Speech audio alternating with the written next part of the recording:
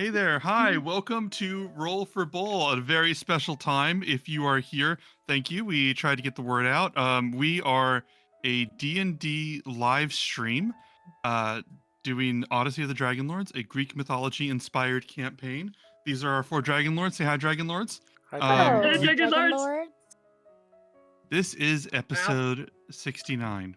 N- Nice. Nice. You know the best Nice. thing about this? You could just do that. Couldn't And even it's couldn't still, even make it That 10 is seconds. that is still easily the 69. second best thing about this episode number.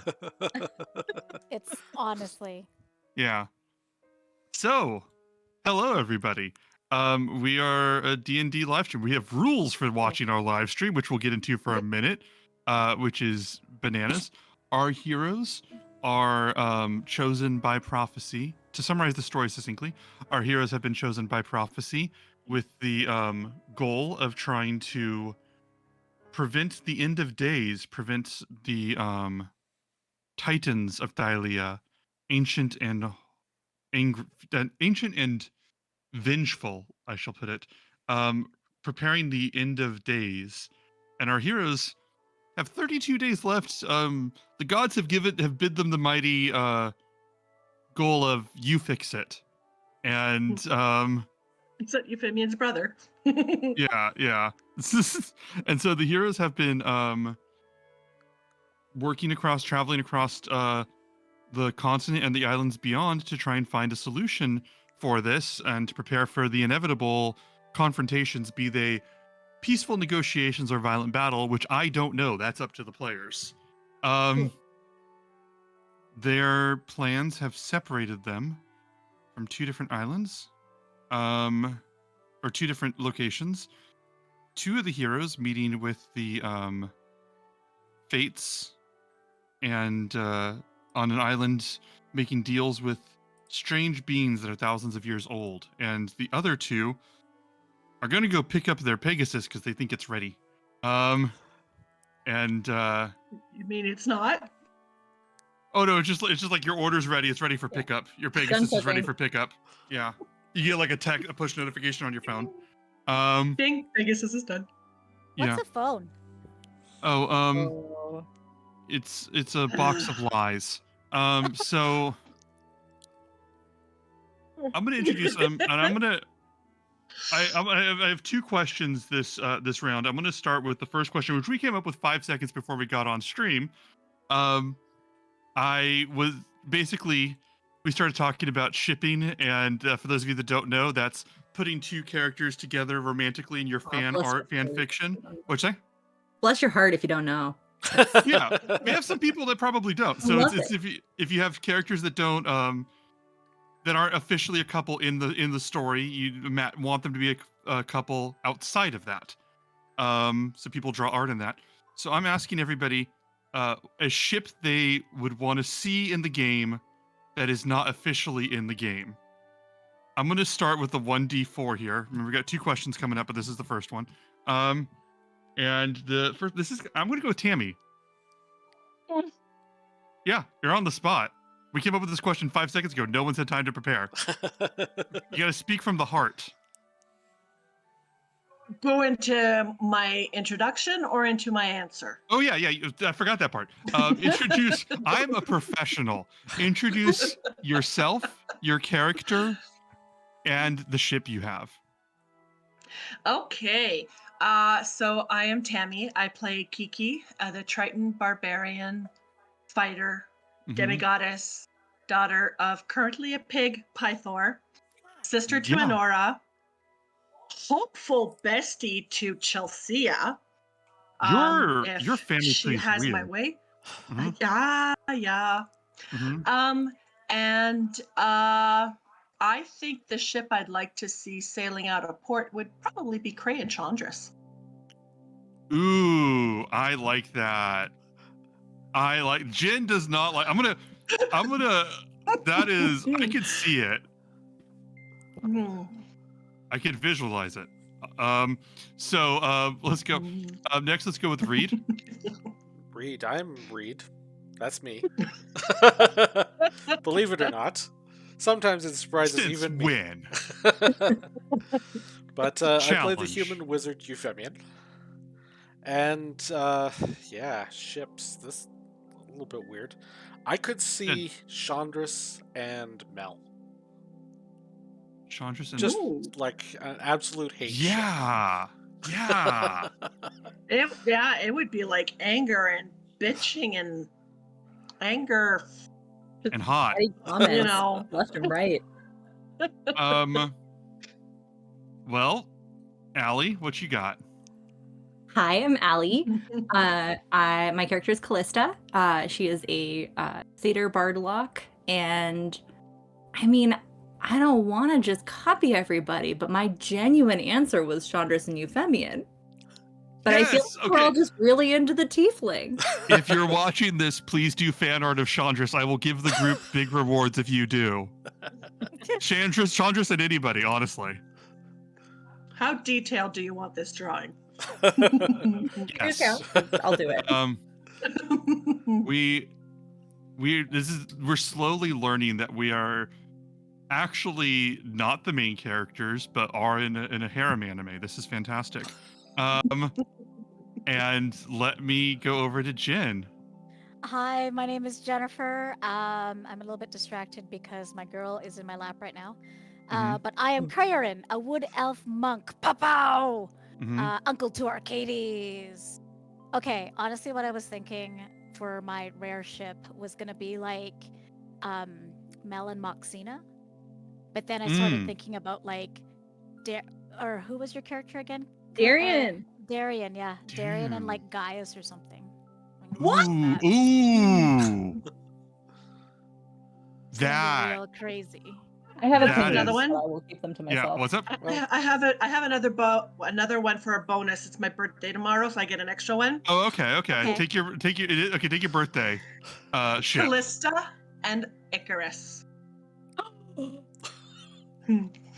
Yes. Oh my. We're going interspecies. Bookmark this. Bookmark this moment. This will be our next short, just saying, on YouTube. Yeah, I want to change my answer, but I won't. Yeah, clip that. Someone tell Fatima to clip that when they get here. Dear future Ben. So anyway, what was I gonna say? The second question I have was just spoiled, unfortunately, by one Tamitha P. Jones, because it is in fact Tammy's birthday tomorrow, and happy birthday, Tammy! I did not think that I could get away with the same rug pull that I did last time, but I wanted to ask everybody, the other players, their favorite memory of Tammy or Kiki in honor of her birthday. And I'm rolling a die, and it's taking a little while. Allie, you are first. There's so many good ones. I think if I had to pick one, it's kind of a cop-out because it's multiple, but like every single heartfelt conversation between Kiki and Pythor absolutely crushes me every time. Every time. Love Damn it. it. Now I've got to get a different answer. Because that was my favorite too. It's really good. It's really good. I like their relationship a lot. Phew. Sorry about taking your dad away from you and turning him into a pig and then shuffling off to a lost part of the land. Reed, it's your turn.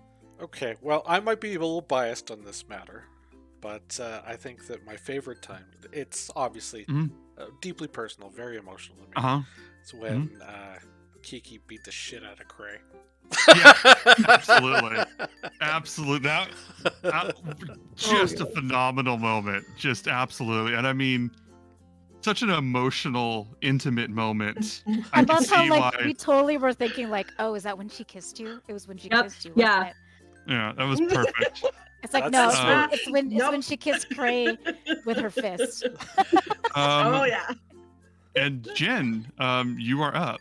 So, since the Pythor one is taken, but I absolutely understand because that's one of my favorite moments as well.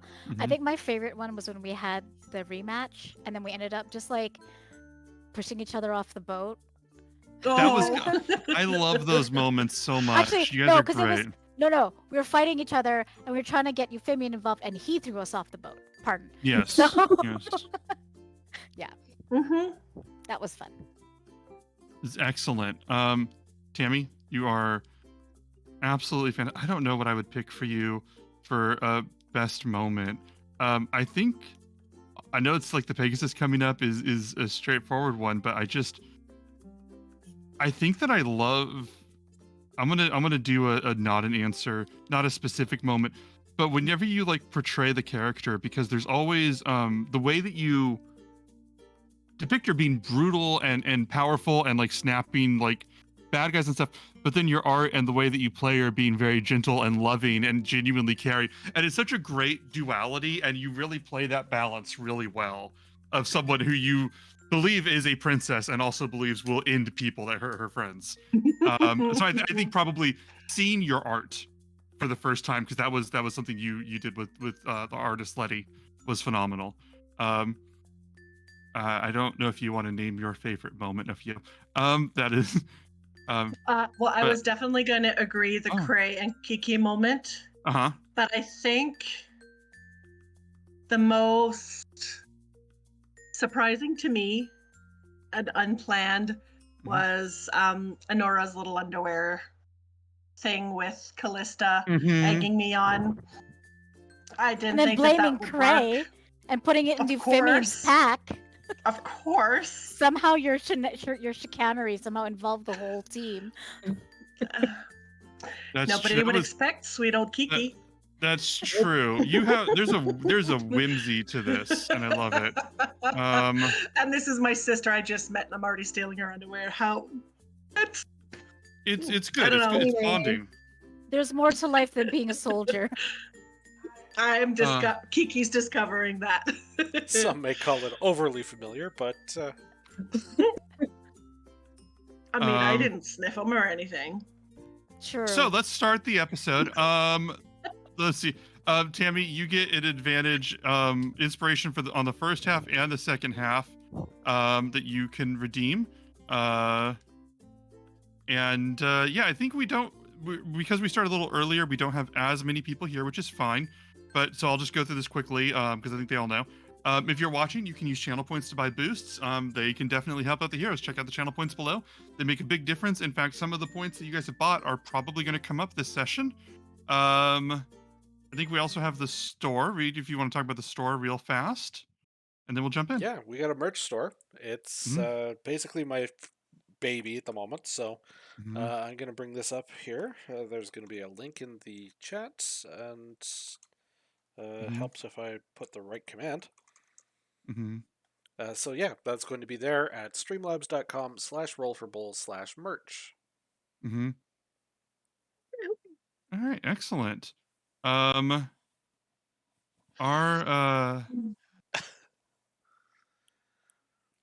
episode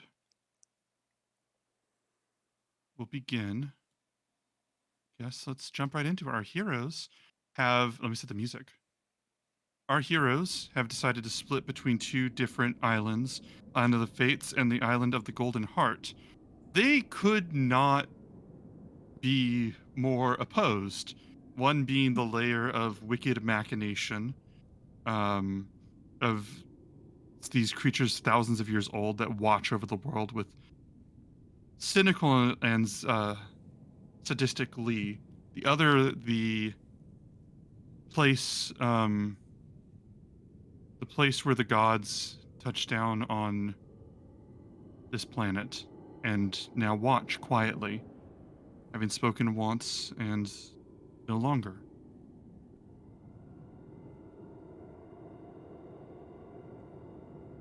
Let's start this session on the Island of the Fates. It is the next day, because I believe we finished with a long rest with everybody. So, Jen, you can go ahead and check off one day here. And then once you do, we'll have 2 days until one more day until the other heroes hit the island. Cray,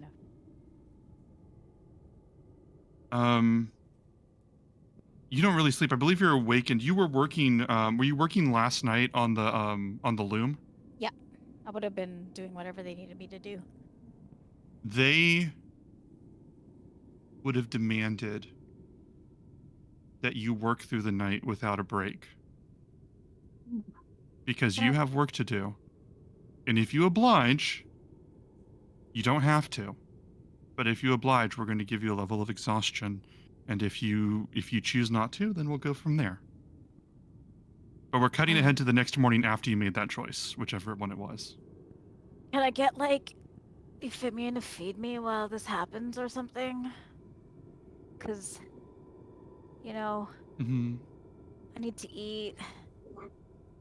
So if Euphemian says that he'll feed me, then I'll totally do it. Euphemian, will you check on Kraerin for food sometimes? Yes. I'll cluck disapprovingly the whole time, but and make Fantastic. snarky Goes to comment. pull the grape away as he goes to. This is what you should have done. How dare you? I'm telling you this. Yeah. As you're working through the night and Euphemian feeding you, what do you feed you? Some of the rations you have, I imagine. Yeah. Yeah. And the giant larva that's like literally like 3 feet tall, 8 feet wide, is rotting, and they've offered to carve a new one for you if you'd like. That's up to you, Kraerin. It's better when these things are shared, so I'll wait till my friends come. Yeah. So, as you're working, let me see 1 second. As you're working throughout the evening,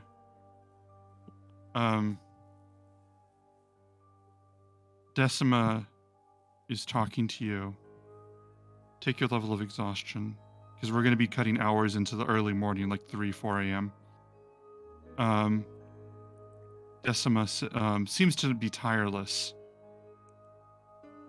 and says,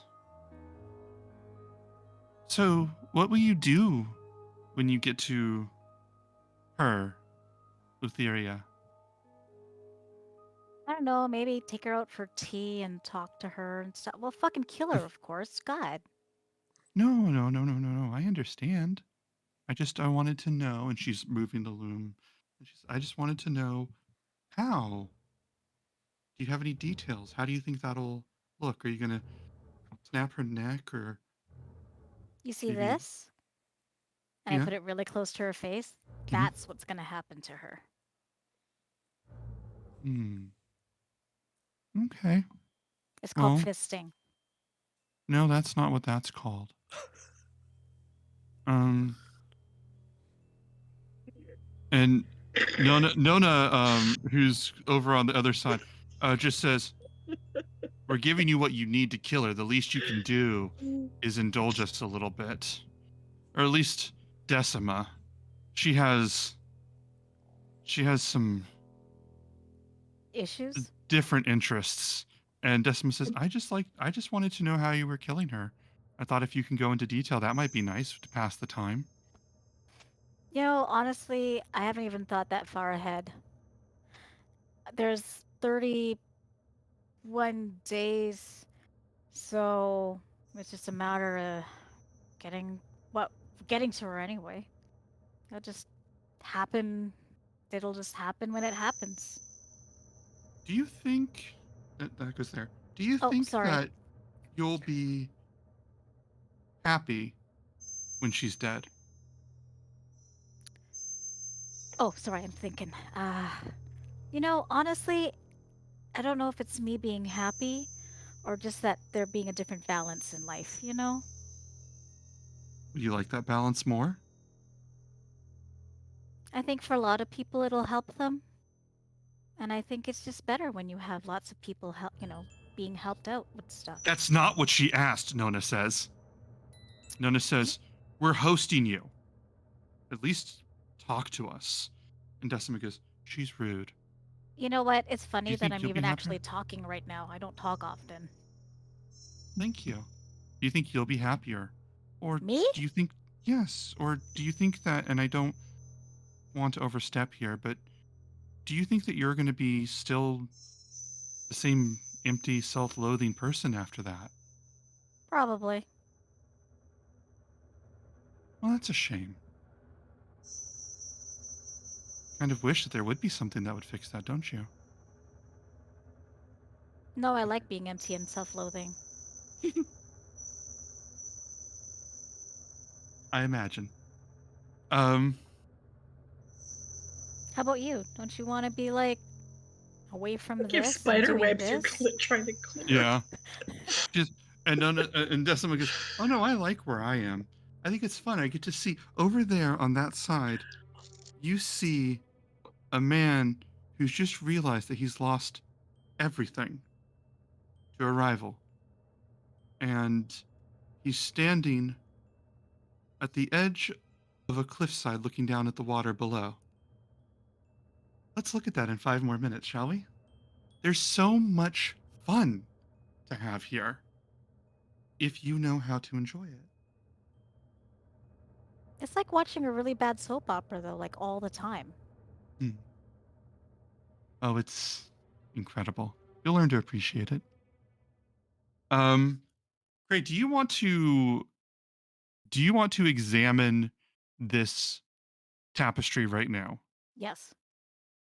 I want you to tell me what kind of thing you're looking for, and I will give you a perception check based on what it is, on what your type of thing you're looking for. Keep in mind that this tapestry right here is things that have happened in the last 2 days. Things that have happened the last 2 days. Above the table, above the tabletop, y'all. Mm-hmm. What should I ask for? I mean, Just looking here. spiteful, vindictive Euphemian Mm-hmm. would say, look for the most absolutely saccharine, horrible, just sweet and cloying moment in life, and be like, how about that? Look, this kitten and this puppy are hugging and playing together. Don't you like that? I was actually hoping to look into like Honora and the palace and to see how they're doing in the past couple days. um, I love it. Give me a perception check. We are going for 12. Oh, first roll or not guys. For God's sakes, a +7. And I got a 10. Stupid. You Yikes. see on the tapestry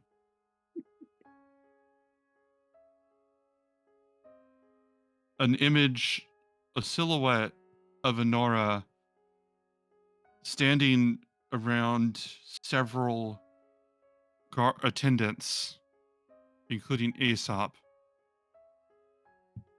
who are explaining a situation, explaining something to her. And she's looking out at the golden spears and axes and halberds in the hall of Pythor's throne room. And as you failed, that is the most I'm giving you with that. So you know for a fact that this is a thing that very literally happened in the last 48 hours. But there's more details I'm not giving you just yet. Is there anything else you want to say or do as we go forward? Do you two remember anything about your life from before? And Nona goes, "Oh, there's nothing before. We were. We are. We very likely will be. Longer than you."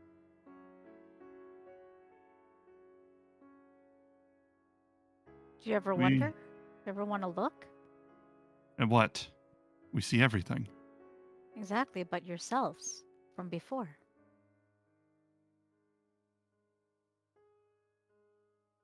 We've been here for thousands of years. We've seen before all of this began, before the. Before all of that. We've seen the betrayals and Sidon named his favorite children after the siblings of his that he slew. Their names are their trophies. And we saw each of them fall. We saw before that. Your friend talks about the return of sand and emptiness, but everything is a cycle, and we've seen these names and these tragedies before. And we'll see them again. I don't think we've missed much. So why would Grandma Mori want to go and have, like, somebody here to possibly replace you? Oh, it's a threat. And Decima goes, she knows that maybe one day she'll get fed up with one of us and cut our throats or throw us in the pit or possibly gouge out our eyes and send us walking amongst the manticores above. And Nona goes, we do our best, and maybe someday we'll take over and throw her down to Hades below. It's not that far of a trip. And in any case, it's not the life that we dislike. And Nona looks at you and sort of looks over at Decima, and Decima smiles slightly at you. Kind of like she's not surprised. She knows. And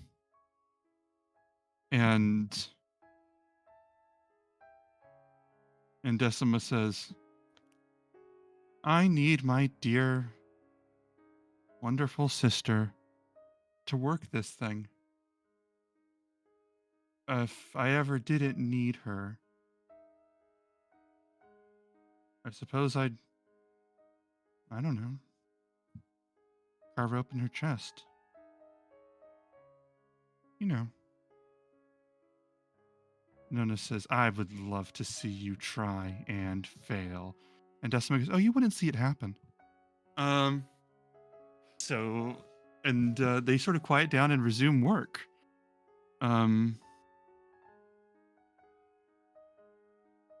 Anything else you got, Cray? I think after that, I'll just keep that little nugget of information in my head and somehow telepathically tell Euphemia. No, I'm kidding. I'll just I'll keep that to my head till I get to have a chance to talk to Euphemia in private to tell him the stuff that I've learned. Guess who's starting 3 Curse of Strahd campaigns soon, if you couldn't tell by how I'm writing these characters.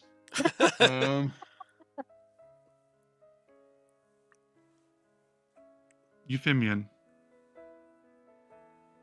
We're going to cut ahead a couple hours, which is effectively next action because we're fading to black.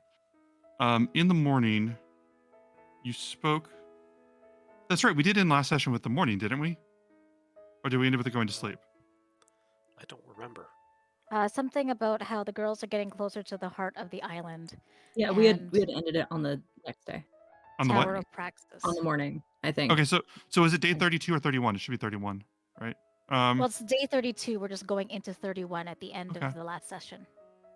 Euphemian, what do you want to do with the start of your day? Hang on. Tammy's trying to say something and she's muted herself. So. Yeah. We started off last session at 33 days, and at the very end, we switched it to 32. Oh, so Jen, it's 32, not 31. Yes. I remembered I was muted. Okay. Well, at the end of the previous day, I would send Kiki just a sending message. Just to sort of, say goodnight. Let her know that we're safe and everything is as good here as can be expected. First thing in the morning, I would probably pick up and maybe see if I can convince the Lamia to explore the island some. Join me on walkabout.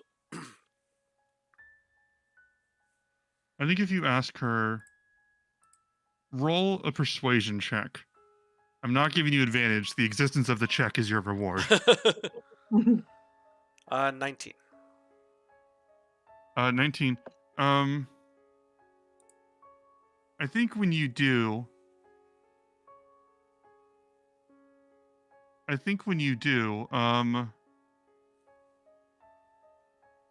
she would think about it for a second, just stoically, and eventually she would just say,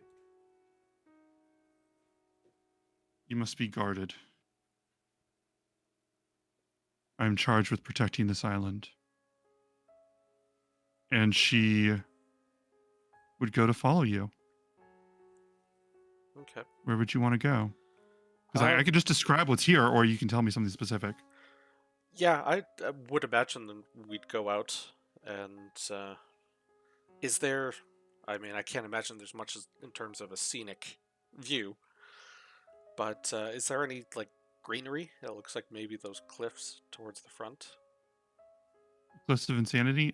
So Yeah. when you get here, what I will say when you go outside, there's the view, there's the pit down below, which is where a lot of bodies are decomposing or have lost all their skin.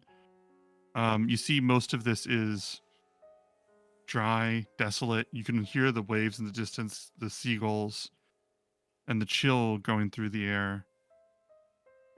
You see around you three other tunnel entrances. There's the big one that you went through, and then there are four along the side. Are there four? There should be there should be three. I don't know why it does that. There's three there, and then a rockier path that leads up to a room at the top of the hill. I really don't know why it's showing four tunnels there. There is a significant amount of text about how much there are definitely three tunnels, so I don't know why they did that. There's just... The fourth one is an ice cream shop, and it's closed down. It's making way for a Spirit Halloween. Yeah. Off season. Mm. Oh, no, I see what they're doing. Okay. No, there are four tunnels. Okay. So there's four tunnels besides the one that there are four tunnels total. The one that you came from, and then three others, and then there's a road up on the hill. Lamia stands and watches you. Just eyes fixed straight on you, waiting for you to do something. Anywhere noteworthy around here? Tourist hotspots.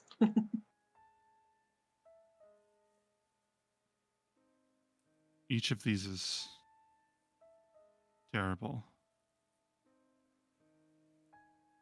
Where would you want to go? Honestly, I just want to stretch my legs some. Been tied up in that cave. Even the cold sea air is better than the dank in there for the moment. Then you can walk to the shore. You follow me. And she just steps forward to follow you without saying anything. Okay. So... Yeah.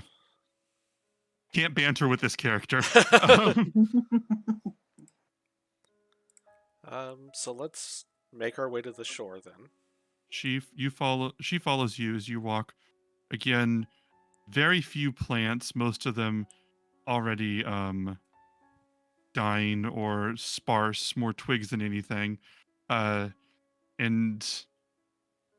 you just feel the wind blowing by, and everything smells like brine with a little tinge of rot. And you see figures in the distance, in the sky, seagulls circling around. And as you get to the shore,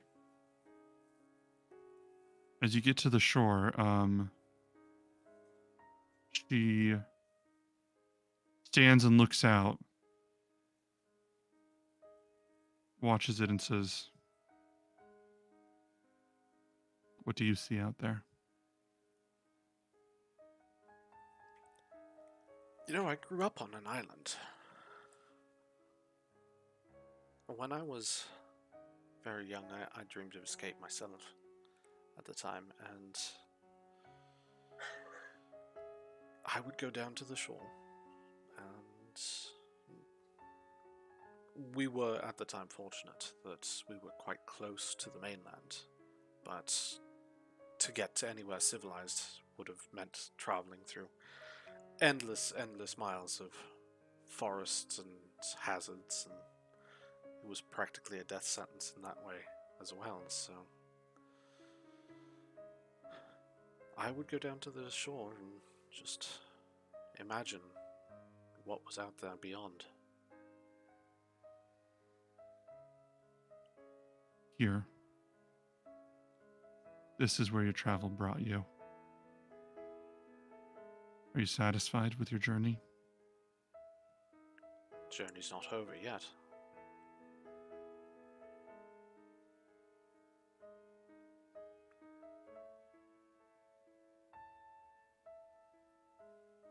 Follow me. She turns and walks back, leads you back to the 4 cavern entrances and around the pool, and at the edge of the cliff there's this small path almost concealed by fallen rocks and just neglect. I'm pinging it on the map here for your player reference. Okay. And she walks and leads you down. And when you walk down this path, you see it opens to a new shore, a new part of the beach, a limited area with just the crumbled, shattered remains of a large tower. More massive in scale, even the base more massive in scale, what remains than most of the traveler Orthylian races made. You see bones all around it. And I want you to roll a history check. History. That's 18. Okay. You look at the skeletons and you see that a number of them have more arms than you would expect from most creatures. And you realize what this must be. And you look at this one tower out on the shore. Realize this is a lighthouse for the Gorgons very long ago. And she looks at this and says, "This is... people travel here than others who bring suffering and grief. And then they leave behind that pain. It's a shell.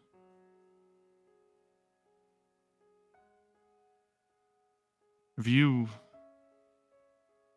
left the places that you visited better than when you found them?"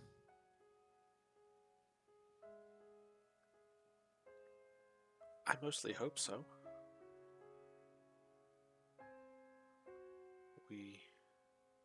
Everybody hopes they do. It's always a matter of judgment, I suppose. I try to imagine what will benefit the most people. But certainly there have been some people who've been very upset by our passing, and some people who have been made very happy. I don't think you can control what other people feel about your coming and your going.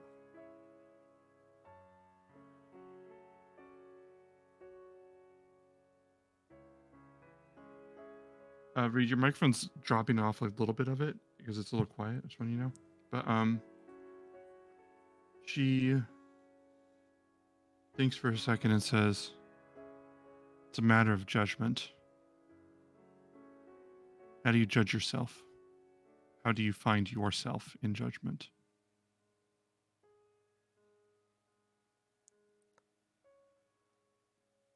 You're always your harshest judge, aren't you? Yes. I have done some honestly terrible things. I am not a good person. I only hope that in knowing that, I work to keep my worst impulses in check. And in doing so, hopefully, I can become better.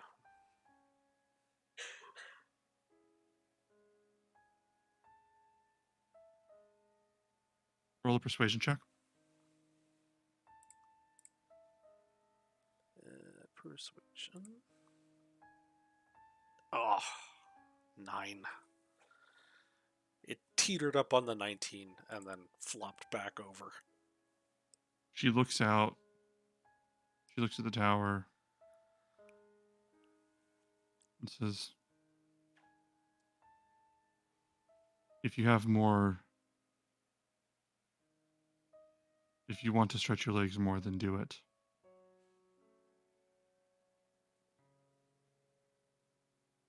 There's no shortage of places here.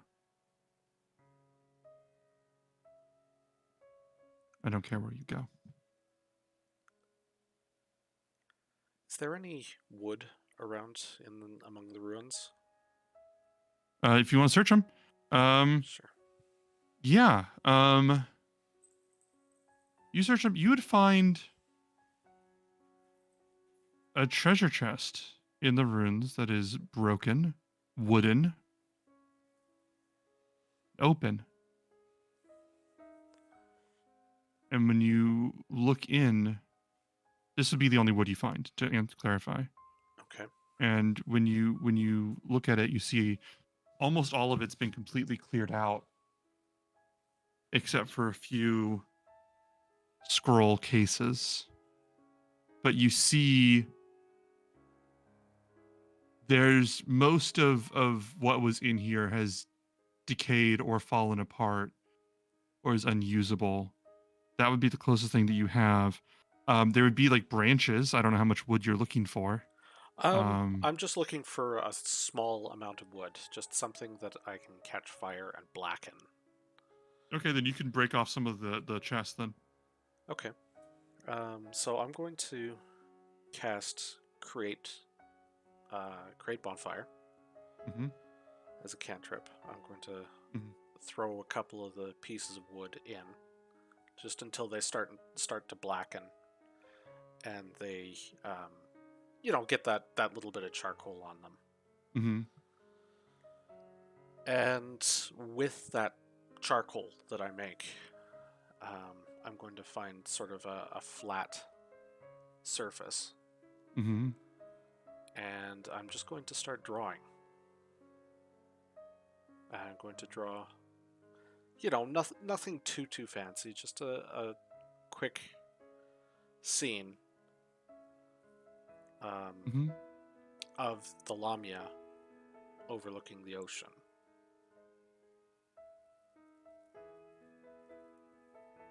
On another piece of wood, just a piece of driftwood or scrapwood that could be picked up. And she watches you and says, "Why?"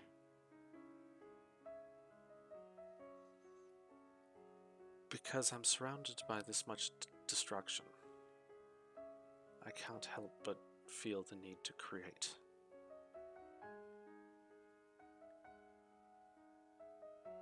leave every place a little bit better than it was when you got there.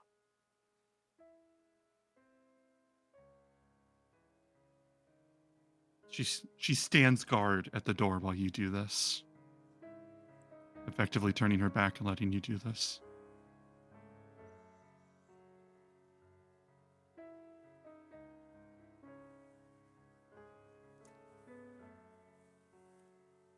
Thank you.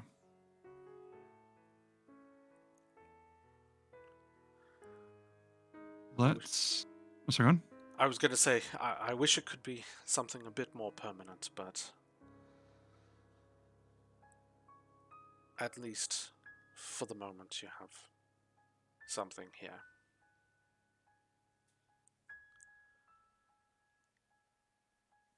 The scroll cases that were there, are those also empty? No. If I can, then I'll take them with me. I won't immediately look at them, but I will just... Okay. Are you leaving or are you staying here?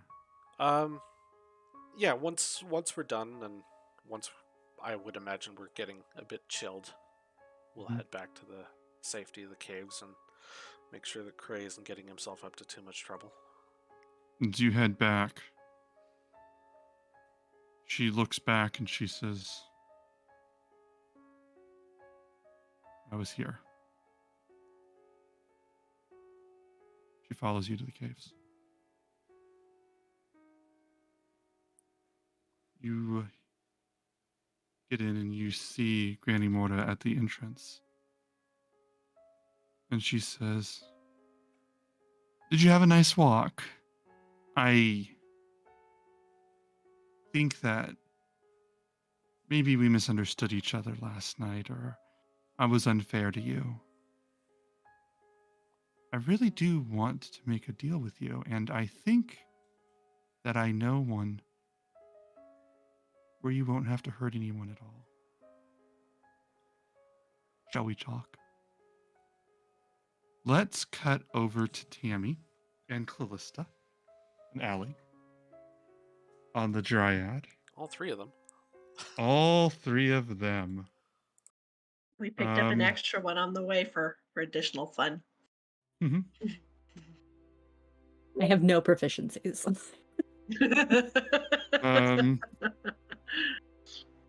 One second. You're adorable. So you guys are here. I believe Callisto, you would be operating the sails, the controlling the weather, but is there anything you want to have done in the morning before you get started to your exhausting work?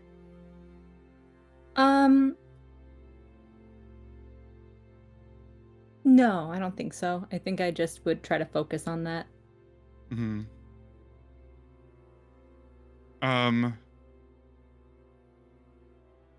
The cold episode. You're working on this. While you're casting this magic, you hear some light footsteps behind you that you know at this point are Kyra's. You recognize her footsteps, and she comes over and says, "Thank you for doing this. I appreciate it. It's nice. It's chill. Aren't you cold out here?" I mean, no, not really. It's nice to have kind of the wind in your hair and not too cold. It is. I haven't felt that in a while. This is nice.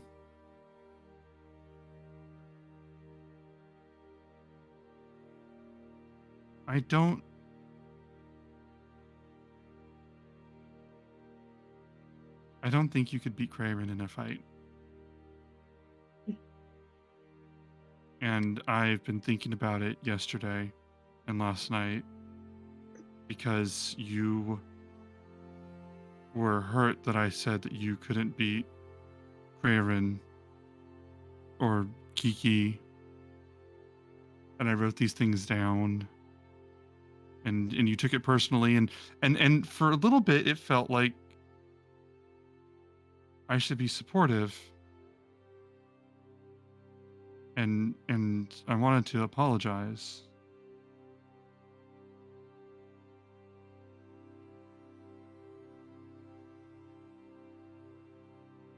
You can't.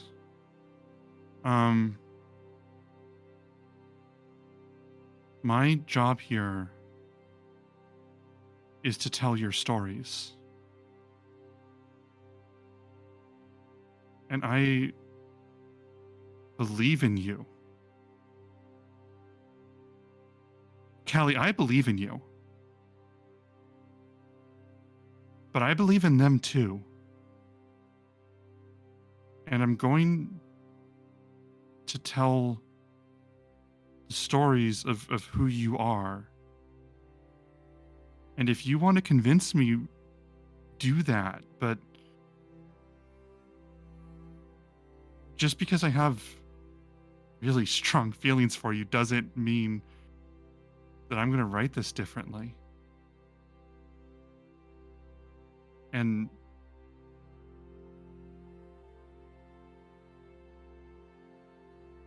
also,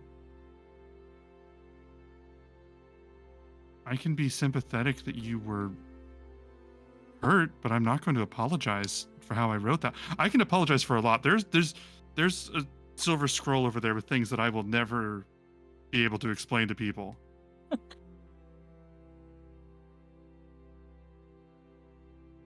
But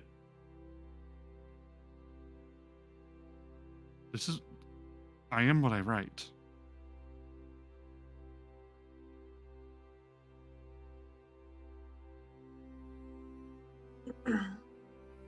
So that's something you needed to know.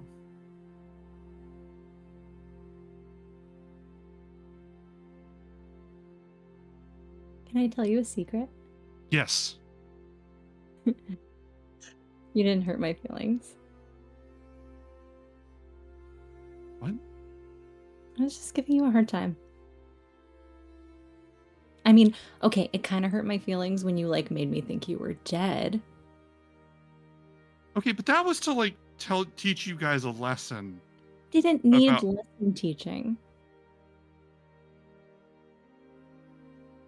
It was important. You didn't know what, no one knew what to do. Everyone was stuck. Everyone was stuck and confused, and they recommended that.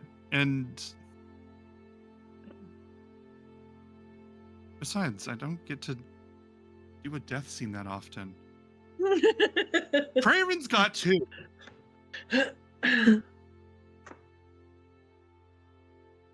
I've been thinking about it, and you can't even really be upset about that because kind of the point. That's kind of the point of you.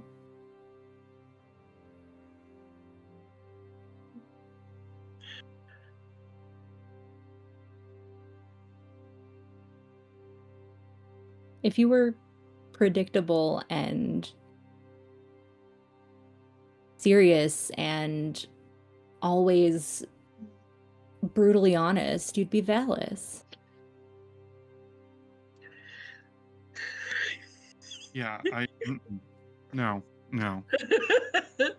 Mm-mm. And the reason you didn't hurt my feelings is because fighting's not what I'm for. No. Not the point of me.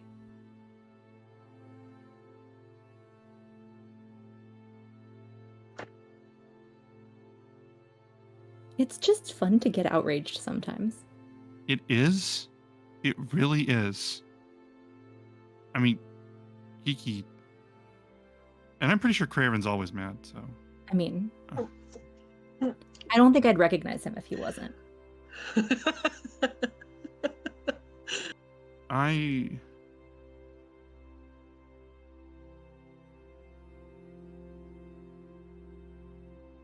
I like when you said the point of me. I know the point of me.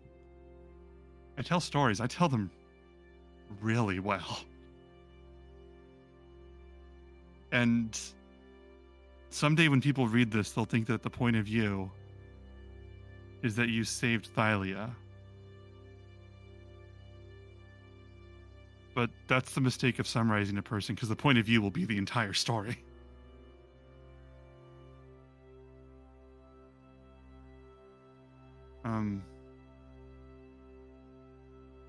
Thanks for hearing me out on that.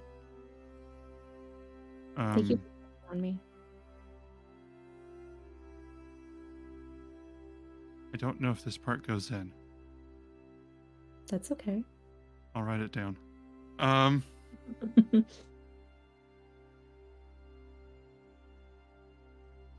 The sky is so much clearer now. It is.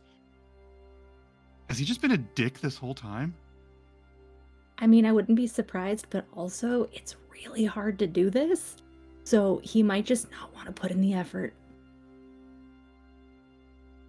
Yeah, that's fair. Do you want me to keep you company? If you don't mind, do you want to tell me a story? Yeah. And she sits down and just like makes this loot appear. And she goes, okay, pick a genre. We're going to cut over to Tammy. Tammy, below deck, waking up. I believe you woke up already. I'm a little dodgy with the time. Mhm. What do you want to be doing on the ship right now? We will say that Kiki's been making her rounds, just checking in with everybody, making sure that everything with running the ship, everything is copacetic. Make sure that we're still good with the stores. Since we don't have Euphemian or cook, I'm gonna have to try and make sure that somebody else can handle the dad duty and keeping everybody fed. Mm-hmm. I'm sure, obviously, we have a cook, but to her, it's kind of been Euphemian's thing since he gotten on the ship with all of us.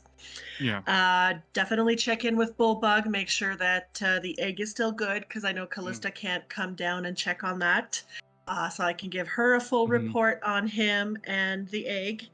And at the same time, obviously, he'll still be at the at the cooking pot, keeping the egg warm. That is very weird, Jen. I will be preparing some food to bring up to Callista and Kyra, because I know Callista can't get away from what she's doing, so I want to make sure that they are taken care of, while I also kind of try to keep track of everything running smoothly on the ship. This is perfect. I love this. You're doing all this. You're making this food. You're leading people, checking on Bulbug. He's doing fine. He fell asleep with the egg, and then what was I gonna say? You find as you're doing this, Chandris is going to offer to help prepare the meal with you. I will definitely let him. What meal would you be making? Just something like not having to heat up anything and make a huge meal.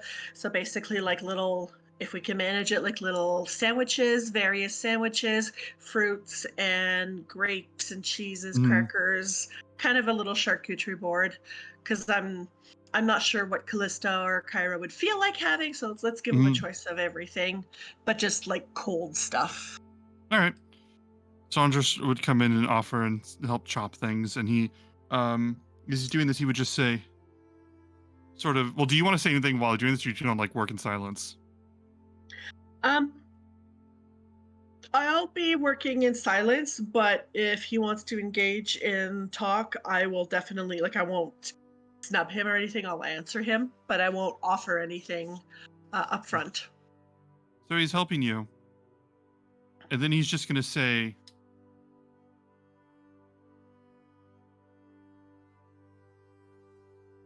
you don't seem like you want to kill me. I'll kind of look at him sideways. Semi-serious, semi-smiling face. You haven't given me a reason to? Well, that's not true. Okay, recently.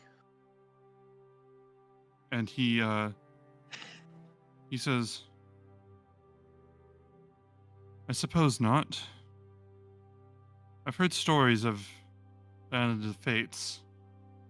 I don't know everything there, but apparently they offer insight, wisdom in exchange for some deals. Horrible things. What did you take? Oh, I didn't agree to anything. I did not agree to anything. They wanted babies. They wanted children. They wanted us to kill someone we trusted. They're mental. They are mental. I am happy to be out of that area, although Crayerin is there with Euphemian at least, so I don't have to be that worried about Crayerin. But he's there right now learning to work the loom. Maybe he could help. Are you serious? Eventually. I don't fucking get it. I just know that for now, this seems to be the best course of action to take. As much as it pains me to leave our friends behind, but they've assured us that nothing would happen to them while we were away.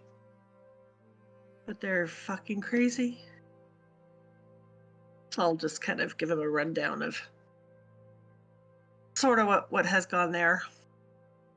Just so he has an idea of, yeah, you're not missing much. Clotho. You were supposed to kill somebody that trusted you. Clotho trusts each of you, and brings very little to the ship, and I believe that Crayerin doesn't care for her that much. Honestly, Crayerin doesn't care much for anybody. That's true. Smart. But that's not something that most of us would agree with anyways. I certainly couldn't live with myself leading someone to that, no. To save Thylia. To force truce with Lutheria, you wouldn't kill one person to save thousands. That is not the kind of decisions I want to be responsible for making. Too bad. You're on this ship. You're making these decisions. You could have walked away.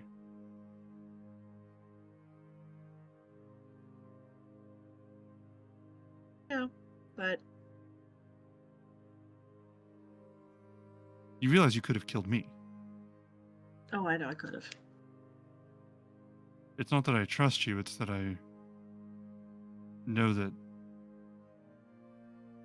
that you stick to your codes, and I wouldn't have seen it coming, and I suppose one of my last thoughts would have been that makes us even.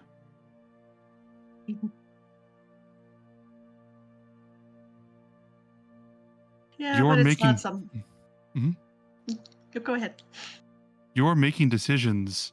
The decisions that you're making, Princess and Demigoddess, are decisions that aren't just for you. They're decisions for the whole continent of people that put their faith in you.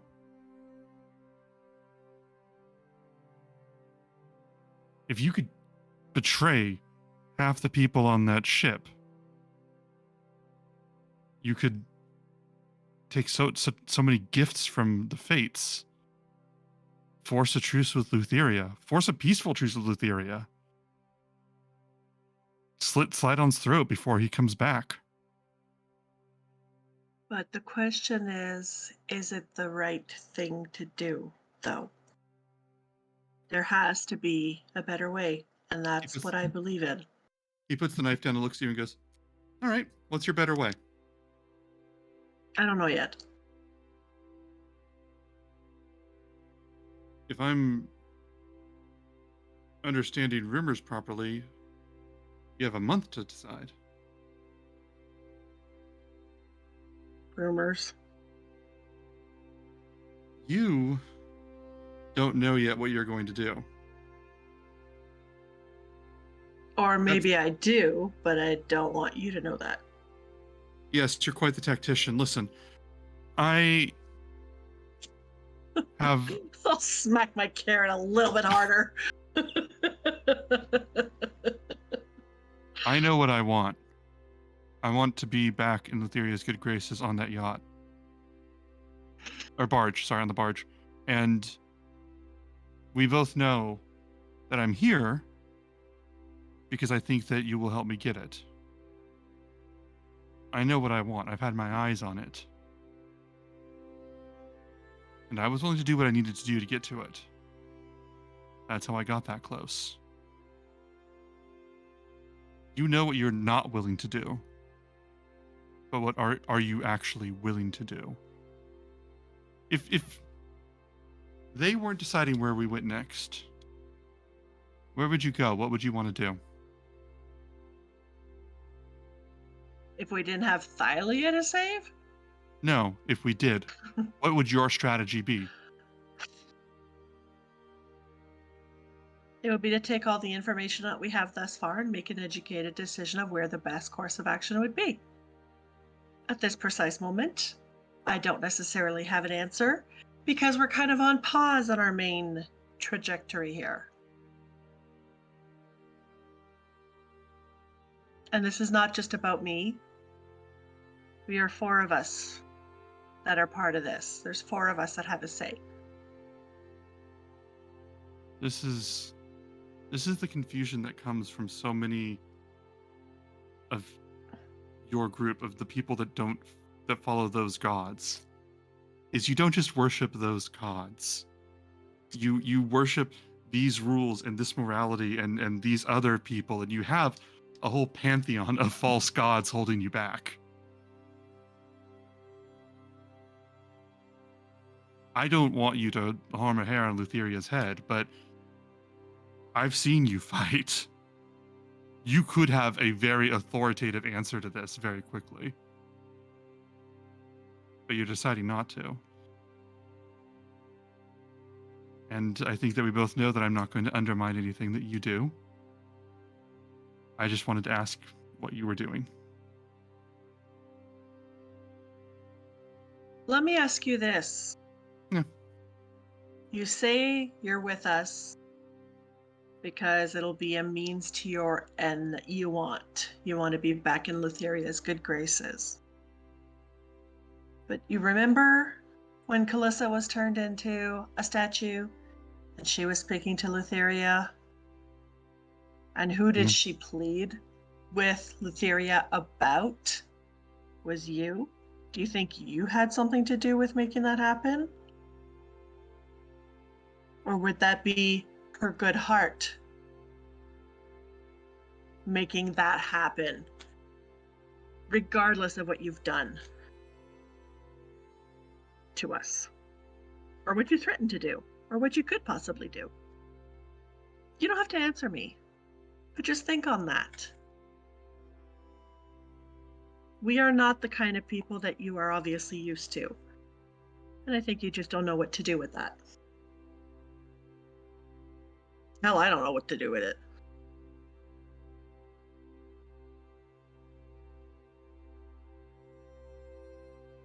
Yes, I suppose I don't entirely know what to do with any of you. You are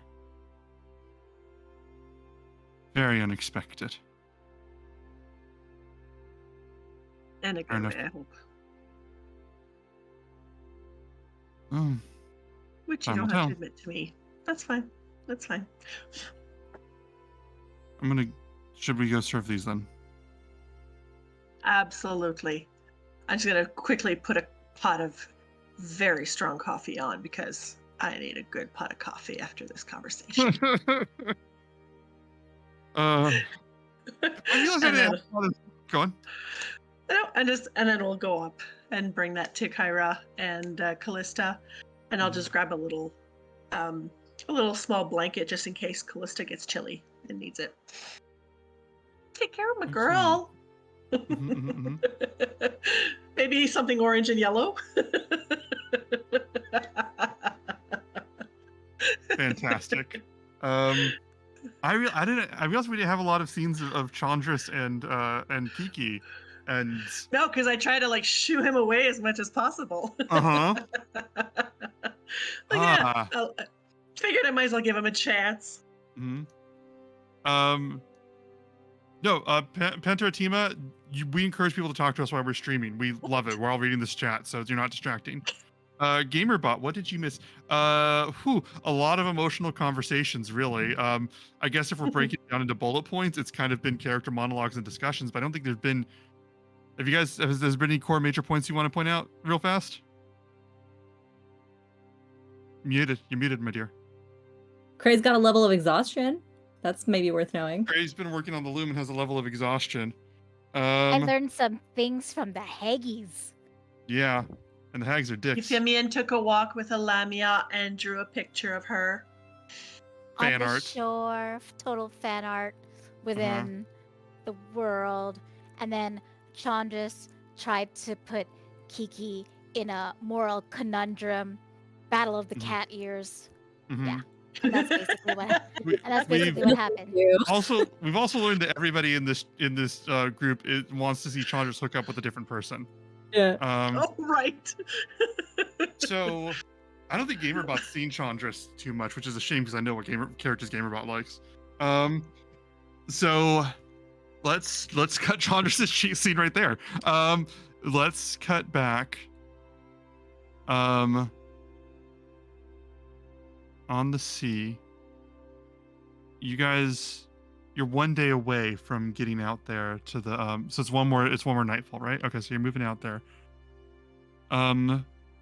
Let's go back to Euphemian, back at the entrance to the cavern, and Granny Morta, the Fate, is standing there, and as she just said, she thinks she has a better deal where no one gets hurt, or where you don't have to hurt anybody, was what she said. We're cut back, and she is looking at you expectantly and says, "Well, do you want to hear what I have to say?"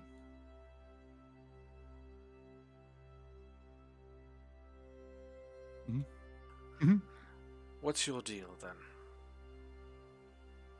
You want to know Despina's name? The Beast. And previously I wanted you to bring harm to someone else, and then I realized you're very good and you don't want to harm anybody. So I thought to myself, Morta, make the deal fair. If you're going to offer her name, I could take yours.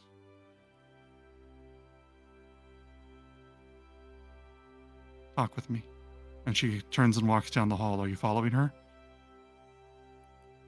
Okay. And she says, "Glad you can join me. You took the name Euphemian, and people have been calling you that for a very long time. Those of us that know better call you Cleon, but you prefer Euphemian. It helps with your lies and your stories. I don't begrudge you that. Good person. I think that you think that you're a good person, or that you're trying to be a good person. But what if we took that from you? I can go in that room down the hall to the tapestry and restitch a few threads of your story and rip the name Euphemian from you. Rip that name from your heart so that everyone knows you as Cleon, and I won't take who you are away. But anyone who tries to recall or use that name will find it a very painful experience. A name for a name. That seems fair. Don't you think?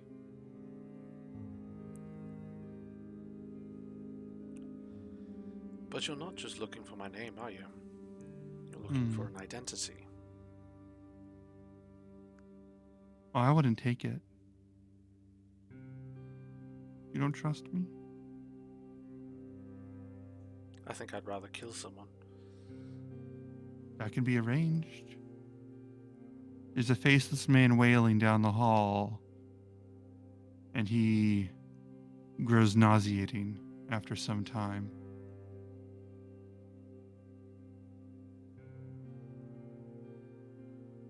But what if I walk away from her? I'm going to find the faceless man, and I'm going to kill him.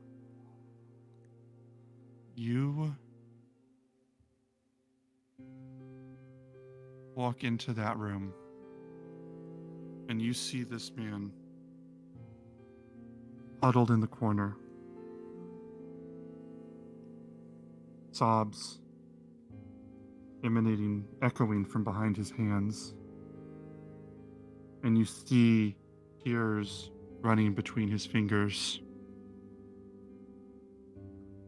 And when you enter the room, he lifts his hands and his face up, and you see just smooth skin with tear streaks from where his eyes should be. And he sort of sits up and leans against the wall when you come into the room.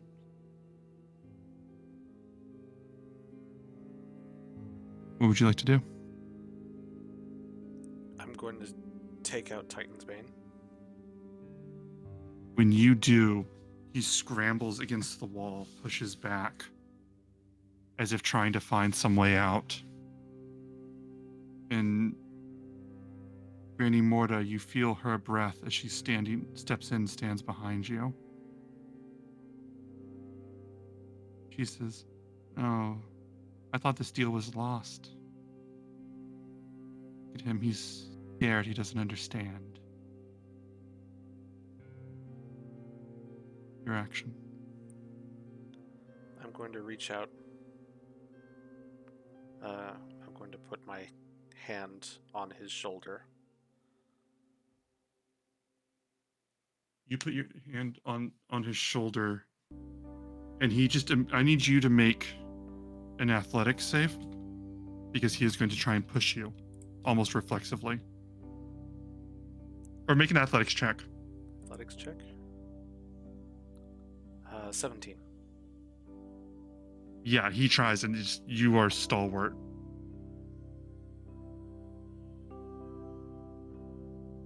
As you put your hand on his shoulder, you feel his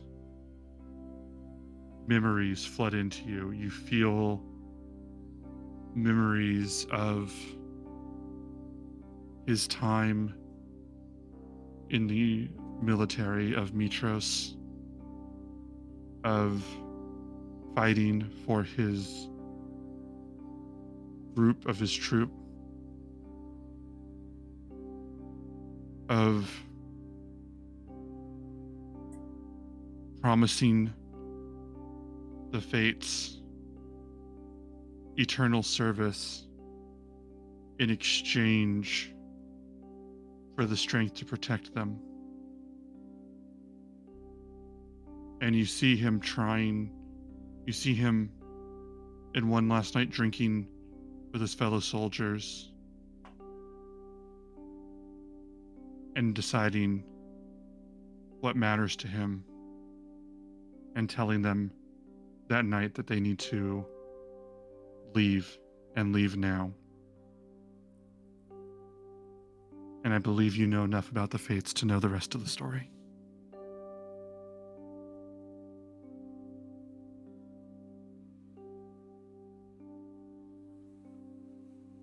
I'm going to bend over, whisper in his ear. I can make it end.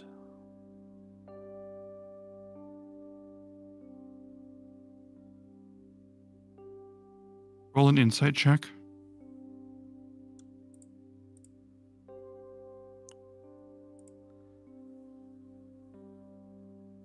Nine.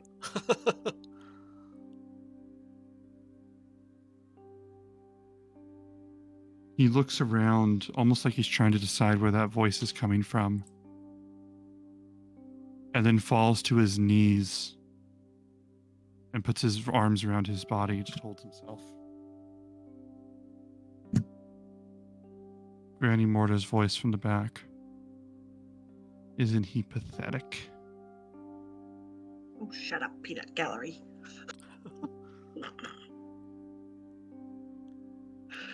I don't think so. He's unfortunate and he's made a poor choice.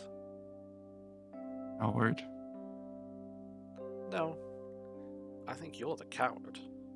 When was the last time that you've ever done anything worthwhile in your life? You sit and you stand around, you watch people's lives passing judgment on nothing, based on only the surface most evaluation.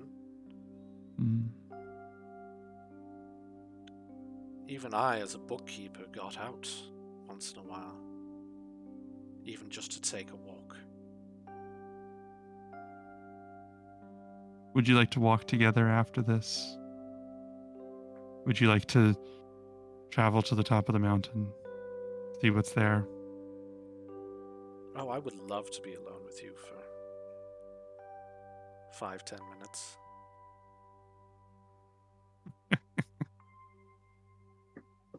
I imagine you would. Yes, I'm a terrible coward, I suppose. I will take that to heart with all the wisdom that you've amassed in the many years you've seen this world. You must be perfect for setting judgment.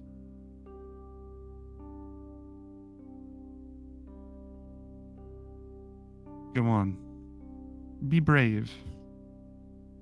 Kill a man so that you don't have to give anything of your own.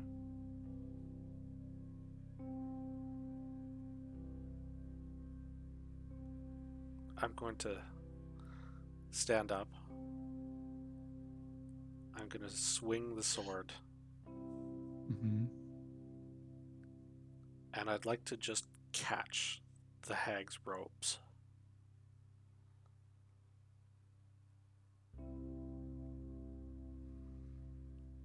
I want you to roll an attack roll.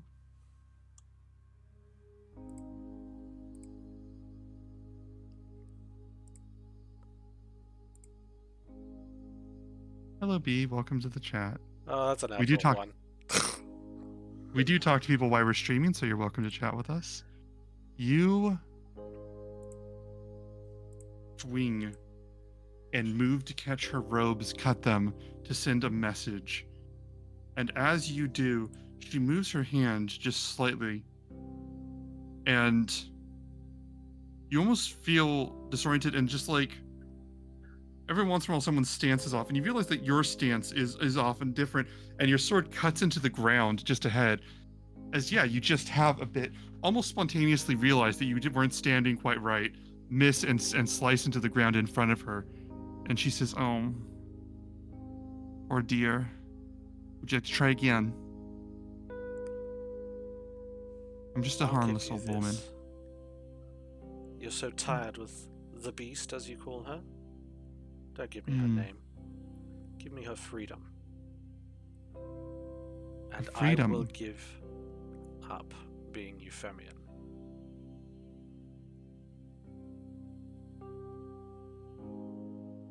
I'll give you her freedom and her name.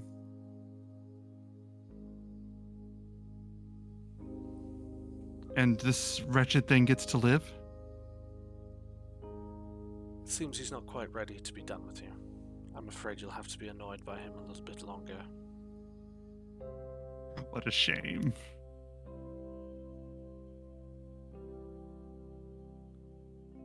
She licks her hand, holds it out to you, and says, "Would you like to know her name?"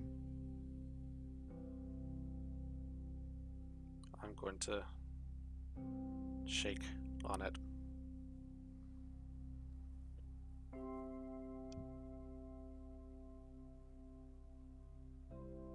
Astria. And she says this. And elsewhere, you have no way of seeing this or knowing this, I suppose, though Euphemian deep down has a sense of it. Astria turns her head in response for the first time in a very, very, very long time, and doesn't quite know why, as she can barely hear anything.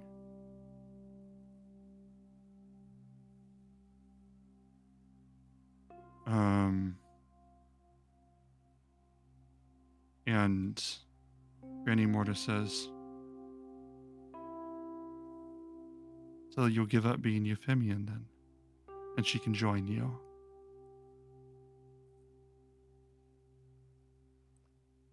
I will give up being Euphemian. All rights to his name, titles. Mm-hmm. So long as it's everything that I have done in his name remains mine. Oh, of course. I wasn't going to take any of that. I just wanted that. Let's come with me, and we'll complete this deal. Follow me. And she walks down the hall to the main room. Will you join her? Yes. You follow into that room. And the two sisters look up. Cray, what are you doing right now, or how are you feeling? Well, I'd imagine I'd be pretty tired and exhausted by this point. So I blearily look at Euphemian. Can I do an insight check on him to see Oh, if absolutely. I know anything? Okay, so I'll do an insight check on him just to see if I can see. Would this be at a disadvantage because of the exhaustion? Yes, I believe so.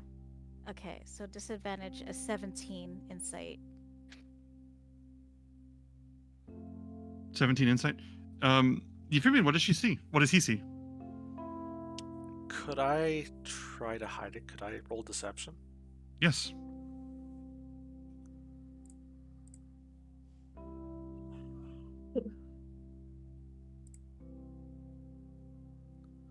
$23. Oh. So I look at Euphemian, I'm like, hey.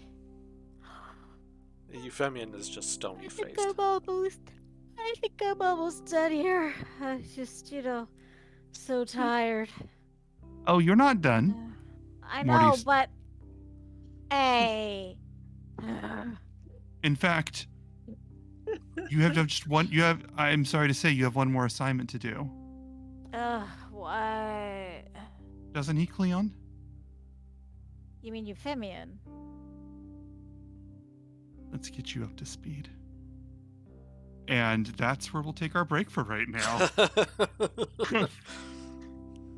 So good.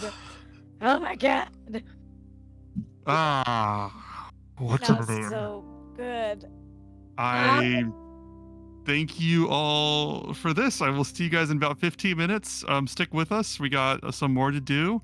And then we're going to wrap up this part of the story. I am very excited. I have so many thoughts. At the beginning of this campaign, wasn't our little motto the CS casual sex traumatic something? Yeah. Yeah.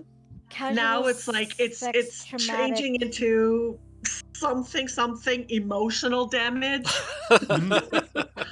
Like our last sessions these past few weeks have been holy heavy. Man, I love it. But we're having so much fun.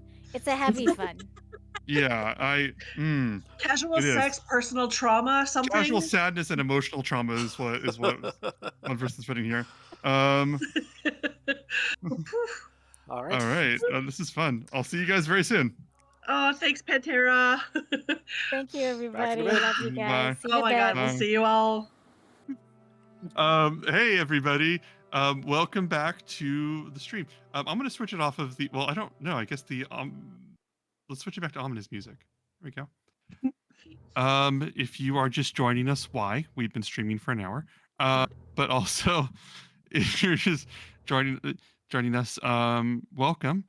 We are Roll for Bull, and we are in the middle of our adventure with our heroes split from the Island of Fates and the Island of the Golden Heart to where two of them are traveling.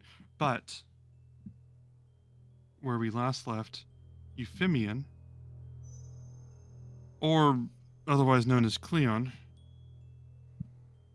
has offered his name to the Fates in exchange for the name and freedom of someone that they kept on the island long ago.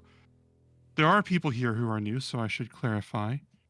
Euphemion is the name that Cleon took when he was very, very young and killed a very cruel person and basically stole their college scholarship and bounced. Took their life, took their identity, and did more noble things with that life than the other Euphemion ever would have done. Cleon has left the name a long time ago, to the point where I think most of the players didn't know the name Cleon for a good long time. Euphemion, self-described as not a good man, but doing better than many would have in this situation. Is that fair, Reed? Yeah. Okay. Let's continue. Thank you, music, because we are in the Cavern of the Fates, and Granny Morta, the head of the Fates, has just told Crearin that he is to help with the next project. They step forward, and what was it?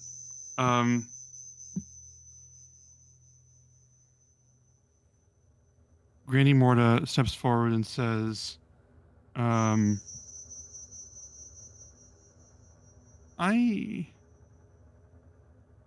need your help. Euphemion here, and she smiles at him and says, Euphemion here has made a deal with me. What? Isn't that wonderful? But you're supposed to. I No, think no, they no, have it's to okay. take care of you. It's okay. He Yuffie? made a deal. And, well, I'm going to have to pluck his name out of the tapestry and pull it away. Euphemion? Cleon, now. And it will be. And well, I want you to help because he's right, I am so old and I'm so tired, and I thought it might be kind of you if you would help this old woman and operate the loom for me and pluck these threads out of his life. I won't Would you until help he me? tells me it's fine.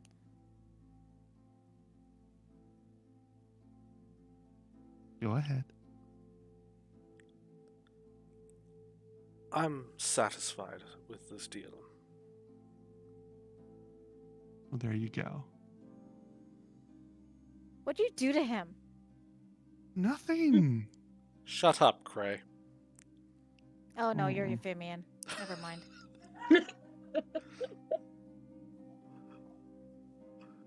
So you know how to look at this loom and this tapestry. You have a gift for it.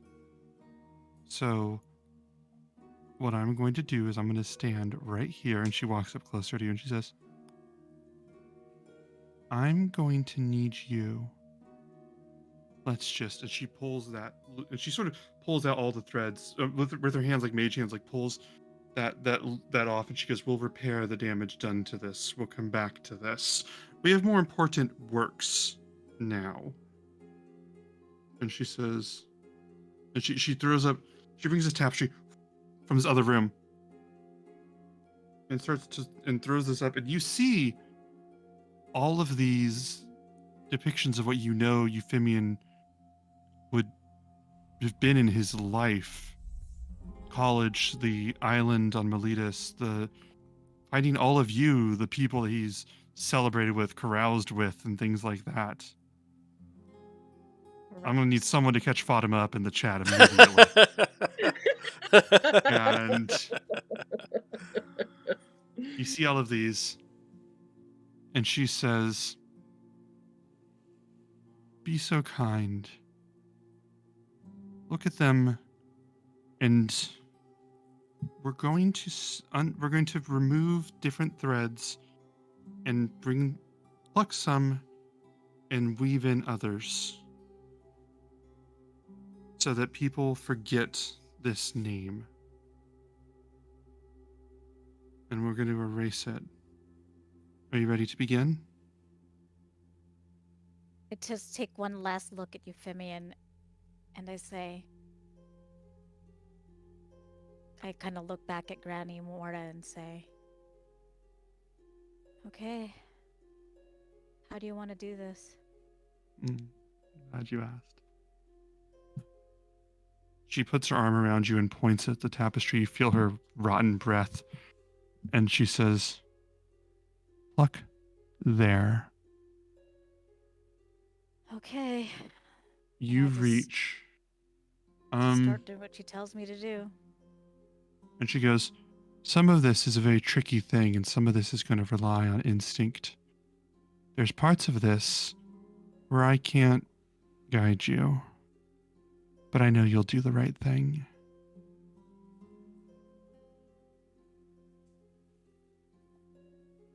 Let me think how I want to say this next word. You start to pluck these strings, and you see all these stories, and you see when Euphemian gave the book back to Chandras long ago on Gaius' island.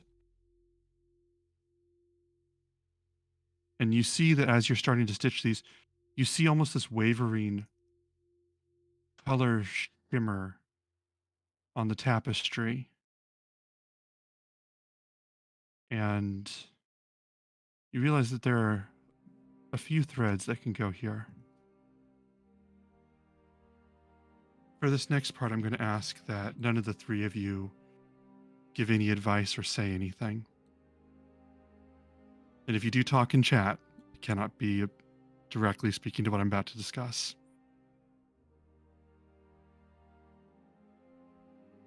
Very first impressions are everything. Euphemian with a different name would be Cleon, who murdered and took his way here, as opposed to Euphemian, who accepted a scholarship.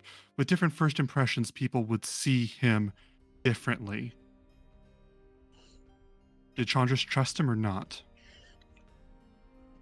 I need you to tell me which one you decide is going to have been true. If Chandras trusted Euphemian from the start. Trusted you from when we first met him? Yeah. Knowing that it would have been Cleon, not Euphemian. Yes, but you're rewriting this fate. What do you want to have been the truth? It's not a quiz, it's a poll. Yeah, I'm just thinking about what I want to do.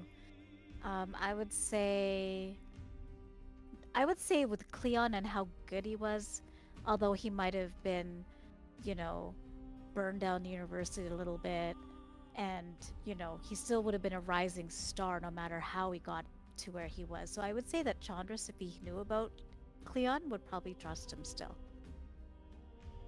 Roll a sleight of hand check.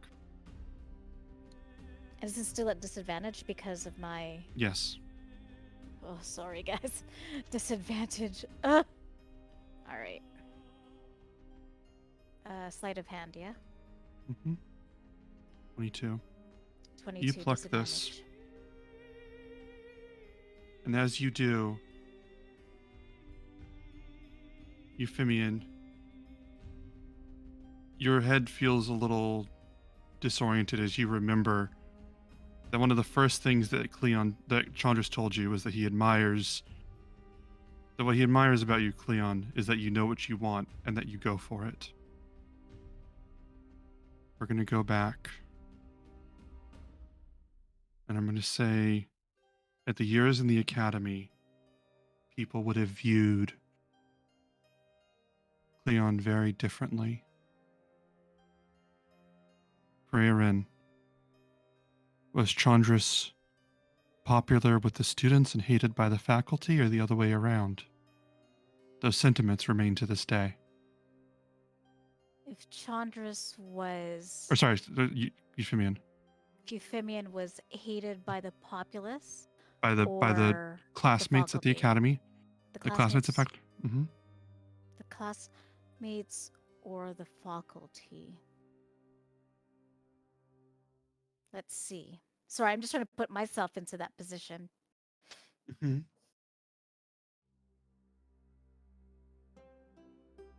I don't know if the general populace would have hated Euphemian. I would say that the faculty probably trusted Euphemian. And the other classmates didn't? And I'd say the classmates wouldn't. Roll a sleight of hand check.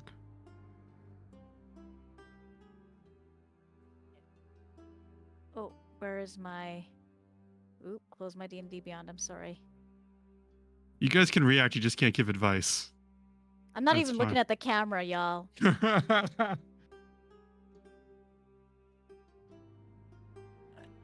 Sorry. That's what happens. Okay, so sleight of hand. Still at disadvantage. 21. Nicely done. Tammy's mom isn't allowed to send bacon for a rest. I love this.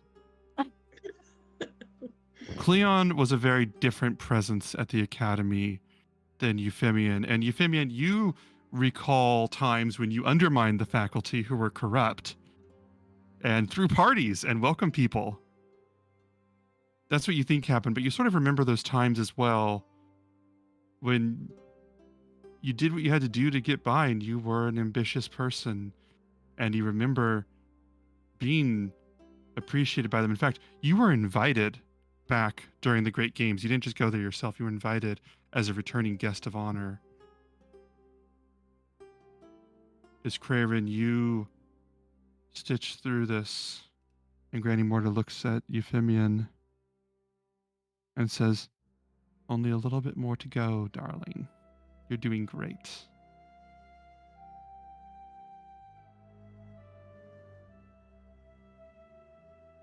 Cleon would have bonded differently with members of the group because he didn't tell everybody the truth of who he was for a very long time. Who trusted him more? Kiana or Kyra?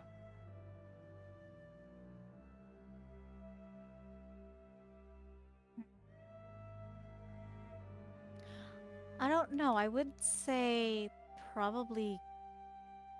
I don't know. Valis would have wanted Kyra to go get that. So I think that trust would have innately been there. Kiki didn't really know anybody, and it wasn't until after that she fell in love with him. And I think that she Fatima says that they can't hear anything. Can you guys... Oh, wait. Can the rest of you guys hear me? Yeah. Yeah. I'm talking about the streamers, the audience. Oh. Because Fatima says they can't hear us. Reed, did you mute the rest of us? No, I haven't touched anybody. It's just been myself. I've got my headset mic. All right. All right. So... okay, keep going. Yeah, so I would say that I think Kiki would have fallen in love with Cleon more, knowing that of all the stuff that he had gone through, that trust would have had to build even more. So I think the love would have been deeper. So I would say that Kyra probably trusted Euphemian in the beginning more.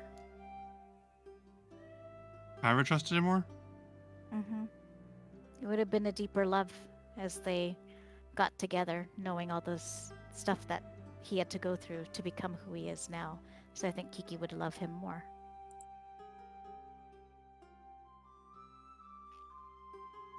We'll find out if that's true in a second, Kiki. I'll ask you. Roll a sleight of hand check.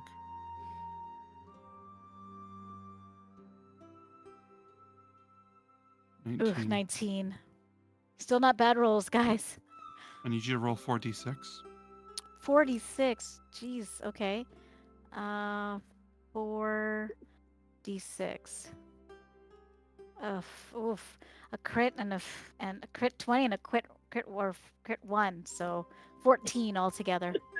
Reed, you feel the paradoxes of these different truths snapping and lashing in your mind like a string unable to bear strain, whipping back like a almost lashing at you. This weird alien thoughts of two different realities, and your mind begins to struggle under this, and you take 14 psychic damage. Oh, Oh no. Don't kill him. Prayerin, I got one last question for you.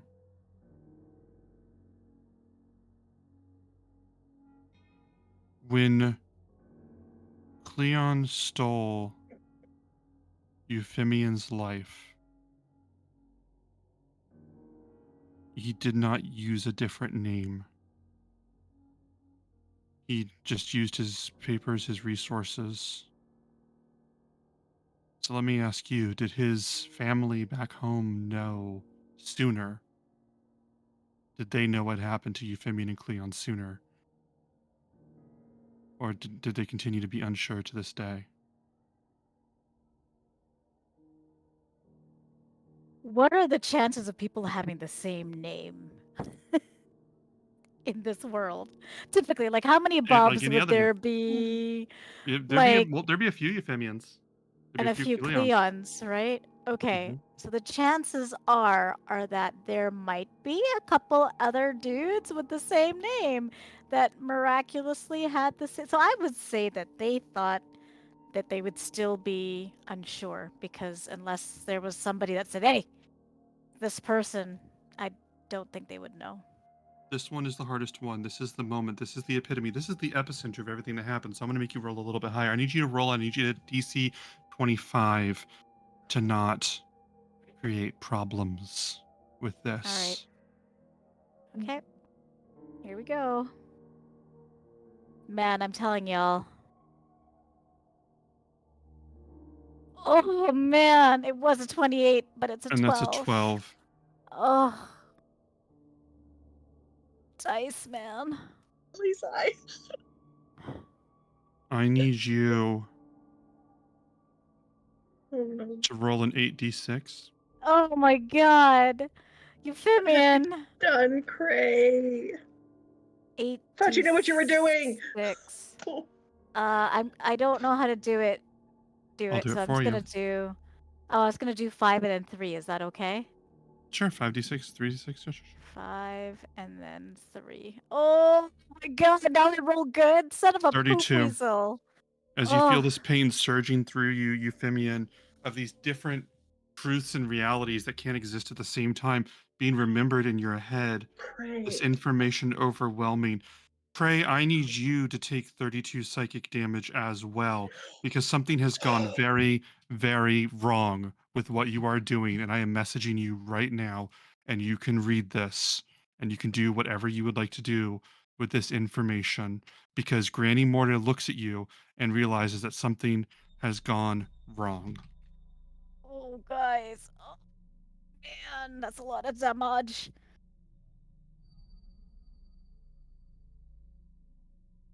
Don't worry about me dying. It's more like Euphemian dying. Okay, let's see. Where is it? There it is.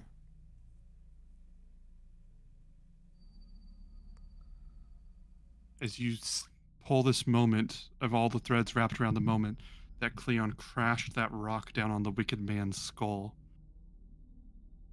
Where did you send it to? I Oh, just here sent it it to you is. privately.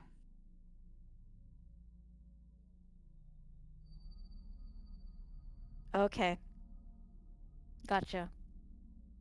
And you do this, and Granny Morta says, "What did you do, you foolish child? It was not difficult. You pull a thread, you weave in another thread."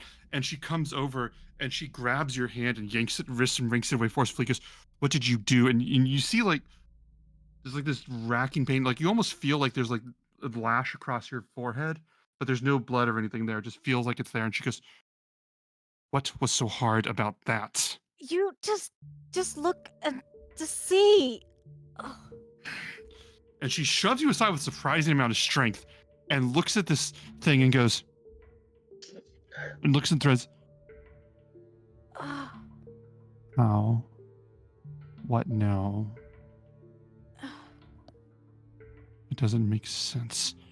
And Decima goes, "Granny?" And she goes, "Shut up, child. Let me just," starts to stitch and goes, and Euphemian, you feel your time rebelling at the academy coming back. You feel your rocky start with Chandras returning. You feel your relationship adored by Kyra and the slow realization of love with Kiki as these different truths come back to you in your mind. And you can see her, Granny Morta, adjusting the tapestry and going, "What was that? What was that?" And she turns and looks at Euphemian and goes, What do you know?" I'm gonna cough up blood all over the place. And you cough up blood. She goes, "Oh, worthless." She goes, "Absolutely worthless." And she looks at Cray and she goes, "Saw it too. That's not possible. That's not how that works." Listen, I'm just learning, but I'm good at what I do, okay? Tell him the mistake you made. I can't undo it because Euphemian isn't dead, but neither is he alive.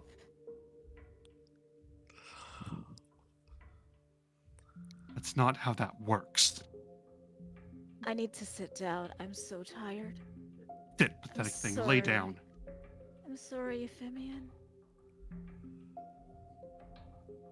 She points a finger at Euphemian. You tricked me. You pulled some lie. You stitched something with Valis or Kyra or something. You did something. Explain yourself. I don't. I'm going to heal myself. I've got better things to do than deal with her crap right now. So I'm going to healing word at 3rd level, I guess.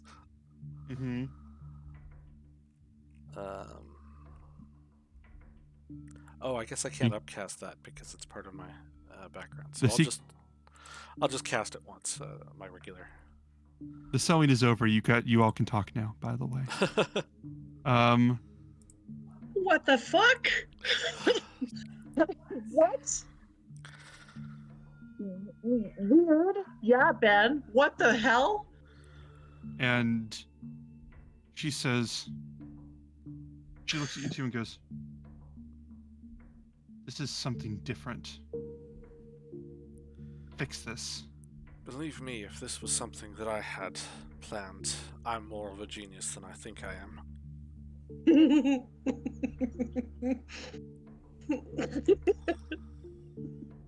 Maybe. Well, this didn't count. This didn't count. Go.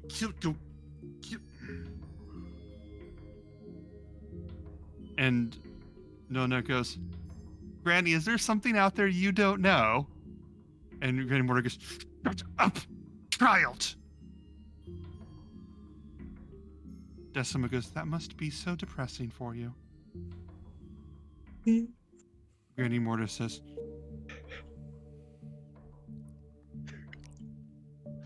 "The Lotus Witch. The Lotus Witch. Go. Go find out what this is and fix this." there's something. Roll an insight check. Me or him? Euphemian. Or both of you, actually. I'm still at disadvantage, but we'll 16 try. for me. Mm-hmm. Insight. You didn't kill the Lotus Witch. No. No. That's who I Isn't it? have to go see on Scorpion Island. Yep. Okay, so I can't do it the other way, so it has to be this way. So, 11. Fatima, what you missed was that Cray was restitching Euphemian's history and got to the part of restitching the moment when Cleon killed Euphemian. And then immediately received a backlash from the fate magic involved, because you can't rewrite the death of someone that never died. And you also can't alter the life of someone that isn't alive. And Granny Morta does not understand what this means. With an insight of 11, Cray, I believe, you're a little lost, but Euphemian, the Fates hate the prophet, Vieira, what is it? What's her name? Versi, because she can see, partially because she can see things they can't. And,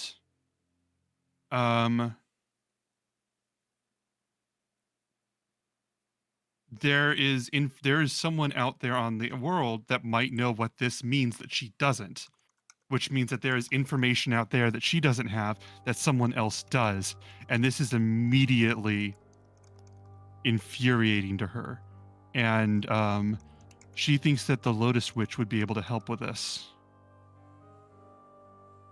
And she says, that wretched monstrosity is one of the only people that might know something outside of this. Something that happened and didn't happen. That's not... There's a mistake in the tapestry. And Decima says, there's never been a mistake in the tapestry. And she says, shut your mouth.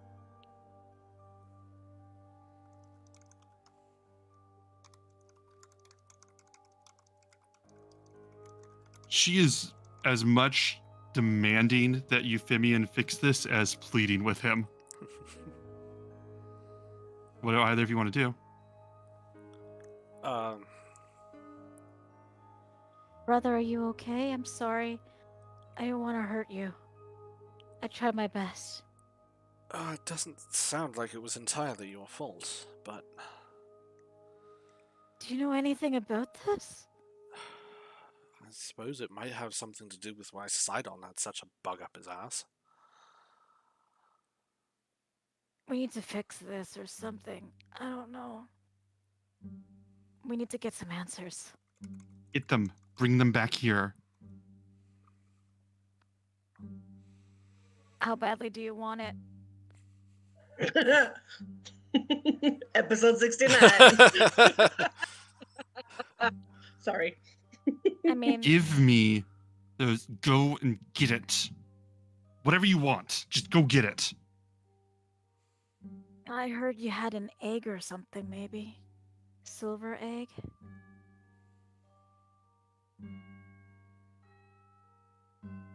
You said anything.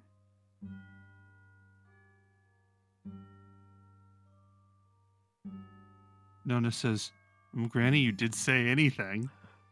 And Granny Morta says,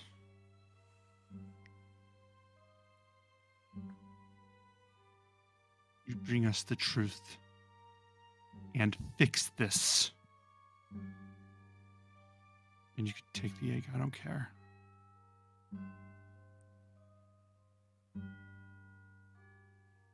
Okay, but I still have another day and I need to sleep. And He's no good to you like this anyway. You might as well let him rest the night. And what good was he in the first place? hey, do you see all that? As far as I know, he hasn't made any mistakes.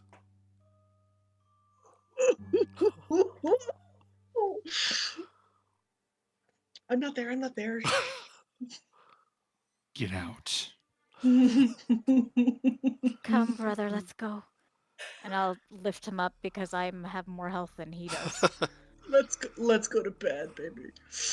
It's 69, baby. Let's go to bed. Shit. Take Shut the up, Teddy. abomination.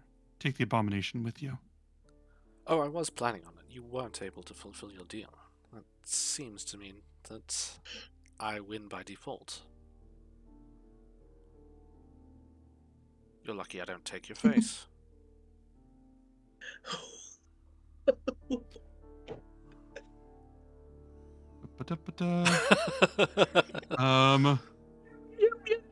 You're muted, Cal. You're muted. You have to say it. I can't heal you.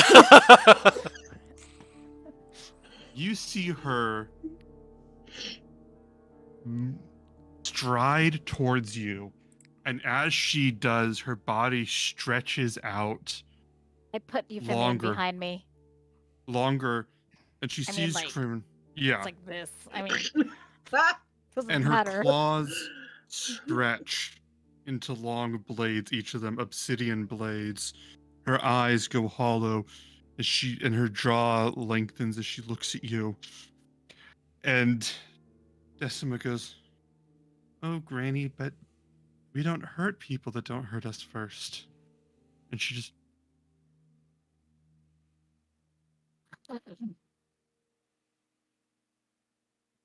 and Nona says, "We have work to do, Granny Morta."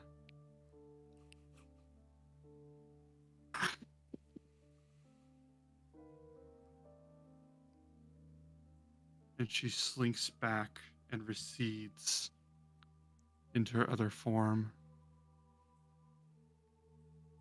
And then turns and begins to operate the loom without acknowledging your presence at all. As I turn and walk away with Euphemian, I say, "Oh, thanks for your hospitality." They completely ignore you. Cray's used to that.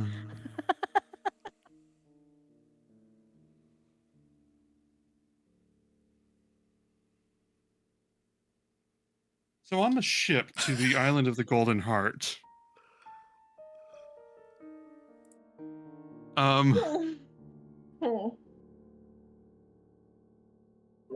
I'm very happy right now. On the ship to the island of the Golden Heart, our heroes are sailing a day away in this calm sea. Is there anything that... Let's start with Cal. Callista, is there anything that you would like to be doing right now? Nope, just focusing on keeping the spell going until we can see the island, and then I'll have something I want to do. And Kiki? Still just manning the sails, or supervising, making sure Callista's got what she needs. Taking care of the egg for her with Bullbug, and just kind of not sitting still because she's got antsy energy. She doesn't like that half of her friends are away, so she's got to just keep busy, and she will do anything, probably annoy everybody around her. Did they sense anything as I was pulling the threads? Did they feel anything? Because Euphemian's so close to them? Yeah. The other two didn't, no. They witnessed what you were doing. They understood that you were feeling off, but they didn't get like details or anything. Why? I just thought, I'm just saying Callista and Kiki while I was doing stuff. Oh, sorry. Would Kiki, they have felt anything? Let me ask you, Kiki, you would have briefly felt your relationship with Euphemian change as you remembered, like a thought occurred to you. Like, you know, when you wake up from a dream and like a dream feels real until you wake up and you remember your real thoughts. You would have briefly started to remember a very different love story of how you came to be with Cleon. If you knew from the beginning that he was Cleon who stole someone else's life in every sense of the word, how would that have affected your initial impression of him?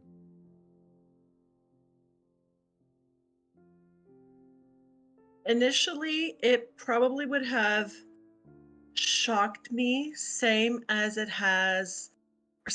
did learning of Euphemian's story of what happened. But as he would have told me the story or the little bit that he's shared here and there, I can kind of piece together. Then I can kind of sort of, it makes sense to me why things were done the way they were done. And I would come to see his reasoning for it. And I certainly would not hold that against him at all because I would see the person that he is now. And he's a great person. He may not have always been, but he's worked at it. So I don't think it would have changed anything. Just it may have progressed in a little bit of a different way. I love this. Both paths leading to you falling for him and seeing him in the end for who he is. But then that mind memory washes away. You get a message in your mind, a voice that says, we're doing everything we can to find him, but he's a bit elusive. It's hard to scry for a completely different thing.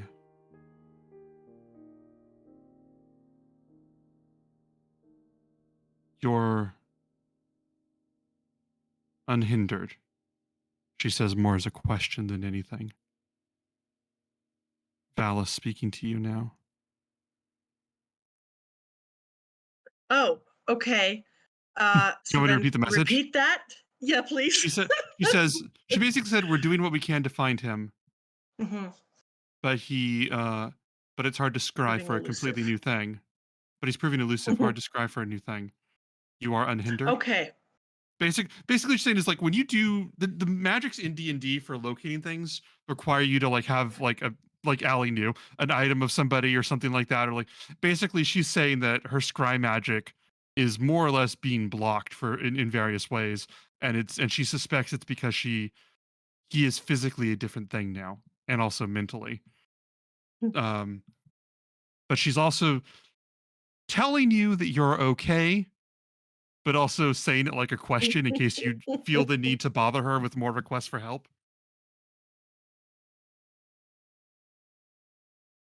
Am I able to respond? Yeah. Or is this just okay? I would basically just thank her for the update. And then I said that I tried reaching out to Mitros for help, but not sure my message was received. Okay. Show of hands. What's up? I was just going to say I'll relay that to Callista and Kyra if they're there too. Roll a history check. Moi? Mm-hmm. Okay. I'm going to have my inspiration ready just in case. History.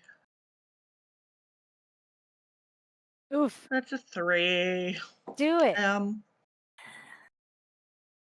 So that inspiration does that mean it's a reroll? It's a reroll. It's a birthday reroll. Oh fuck right. Yeah. Oh no. That's a 1. Three Happy and a birthday 1. to you. Happy birthday It's all to downhill you. from here. Jesus.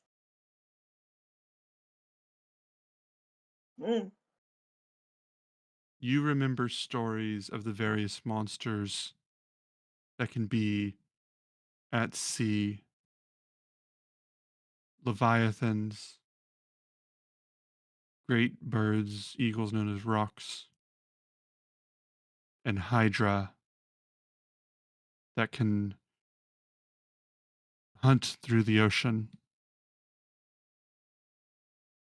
You know that some of these were just stories, some of them are rumors used to scare others, and others were true, but it's been a while. At a 3, at least one of those things I told you about is a real threat, and at least one of those things I made up.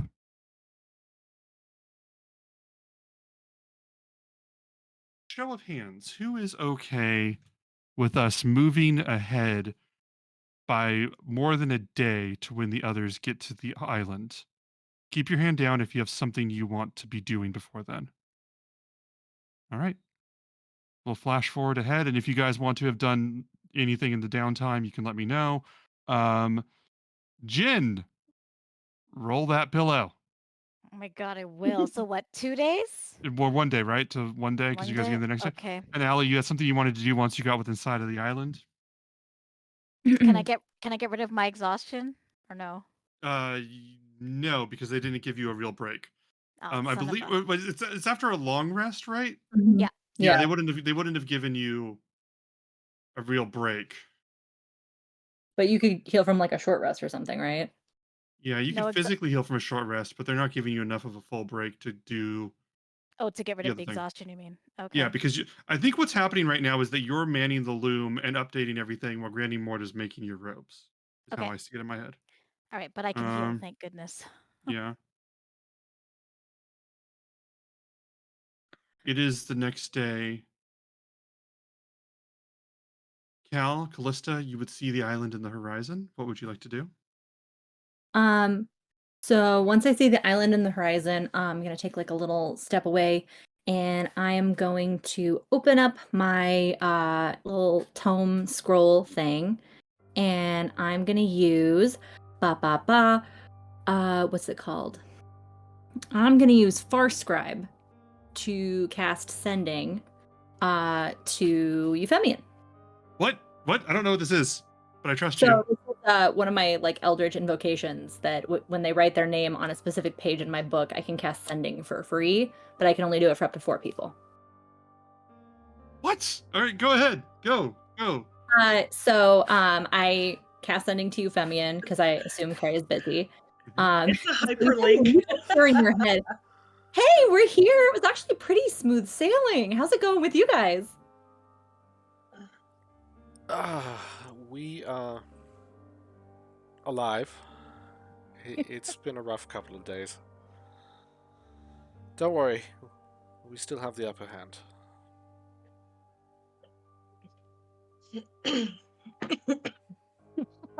That's it. That's the spell. Can you send more sendings? No, I mean I can, but I'm not gonna because the only other thing I would do is ask if we need to come back. But at this point, we're already there. Here. Yeah. Yeah. Blah, blah, blah, blah. Okay. Oh, sorry. Worth saying. In order to cast it, I have to write it in my book, and then his response comes up in my book as writing. But ultimately, no material. Okay. Just means that any tone there. Just, How many H's were on that? Ugh. I'm gonna tell Kiki. I'm gonna say, hey, so just talk to Euphemian, and it doesn't sound like he's doing well, but he also said that they still have the upper hand, so we should probably turn around pretty quickly once we find your Pegasus. I still imagine that thing just hopping around the island. I'm sure it's coming around. Yeah. Yeah. Quick, get in, get out, get back to them, because, I don't trust them fates. They're going to do some sneaky shit. I know it. I don't want Cray to fall prey to it. Yeah, at least Euphemian's there to, like, be smart about it, so that's good. Thankfully. All right, let's get this done here. If they only knew. I'll go back to casting my spell, the control weather. At this point, I'm assuming I mark off my level of exhaustion. Yeah. Okay. I've got like 10 wisdom. I've got this. Yeah, it's great. I know what I'm doing. You guys make your way to the island of the Golden Heart, and you see this thing swooping, and this silhouette of a Pegasus swooping around the island, and then as you get closer, dives down towards the middle of the island, and you can guess where. Get more apples. If you're disembarking, who are you taking with you? Do you have any strong feelings, Kiki? Nope, probably not Chandris. Yeah, my gut is Kyra, just because like she has that emotional connection to Mitros being there. Yeah, I agree. She would have been my first thought as well. Also, like the more we can distract her from Pythor, probably the better.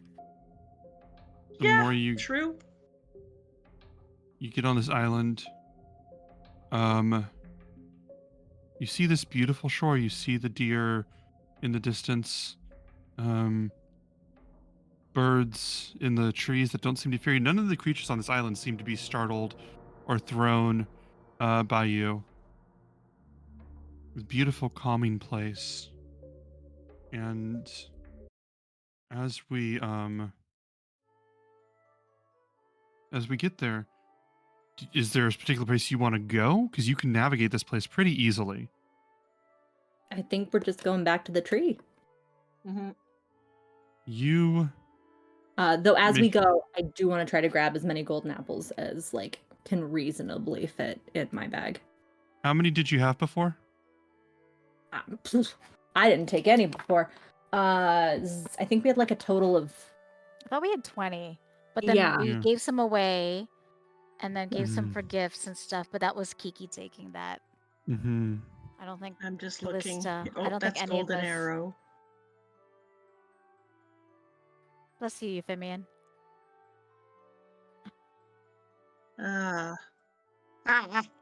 Stop hitting that button. Mm-hmm. That's your cat in it. No, that's Reed. Fair enough. Oh my god, why don't I have my apples written here? What the shit? Maybe they're in my backpack that I left with, nope, that was the golden arrow. Bag of holding.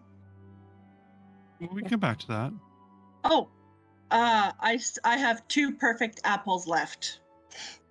Perfect. Okay, so you can take up to 20. So, Allie, you can take 18. All right. Tammy, you want to take 8 and I'll take 10? Sure. Okay. You take these golden apples and you make your way to the clearing known as the Garden of the Mother Goddess. As you get here, you see this wide open area with almost a circular wall of thick trees around it. And this massive tree in the middle with the golden leaves. And I'm going to remove the sound here because it is completely silent here, save for this last beating of the wings. This Pegasus is standing in the grass, nibbling at the grass. Doesn't seem to notice either of you. And you feel the warmth coming from this tree. And Kyra looks and sort of says, you do what you need to do. I'll be right back. And walks over to the tree. It's anybody's action. Oh, she's gone. She's gone to the tree. Yeah. Since Kiki stepped away. She didn't want the Pegasus. That's fine. Yeah, it's fine. I will. Yeah, I did. Oh, so my cute. microphone caught none of that because my pitch was so high. That's so cute. I am literally just gonna follow Kiki's lead and like take notes. Mm-hmm. Kiki, what are you doing? So I'm gonna go to the Pegasus and just kind of run my hand on her nose and just give her a nice little welcome, say hello.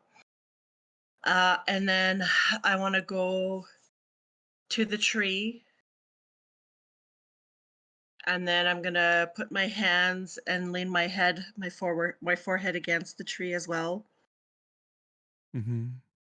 and then just basically kind of say hi back uh, to get the Pegasus, but also to share my concern about Pythor.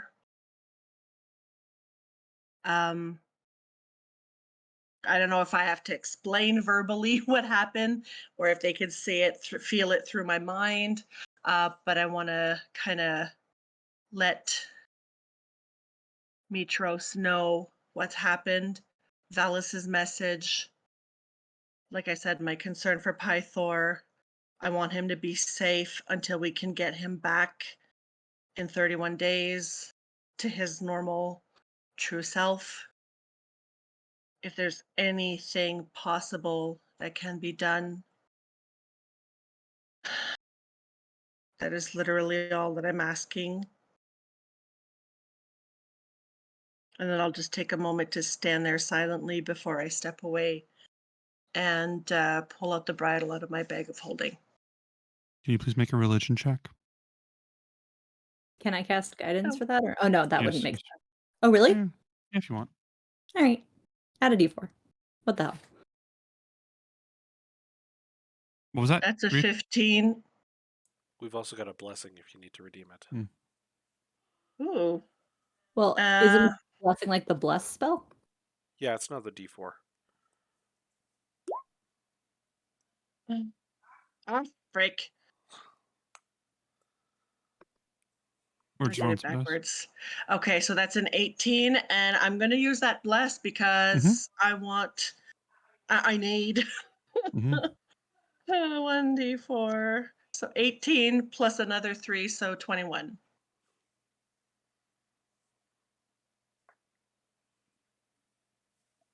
Kiana, I told you previously that you would have the one opportunity to speak to Mitros in this campaign. And you can feel your words being received, which may be real, it may be wishful thinking, but it would likely be decades or centuries before you got another response. I'm sorry. And you said you were going back to the Pegasus? Yep. Yeah, and I'm And going to pull out the bridle and head towards the Pegasus. um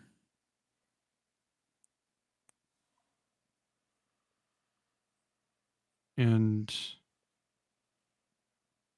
you head towards the Pegasus, and the Pegasus turns and looks at the bridle, sort of shakes its head in that hoarse way, and sort of takes a trot towards you for a moment, and sort of almost locks eyes with you. Um, you don't need to roll an animal handling check for this. I'm going to ask you a question that's kind of out of nowhere, but I think you'll get what I'm asking. What promise do you want to make to this Pegasus?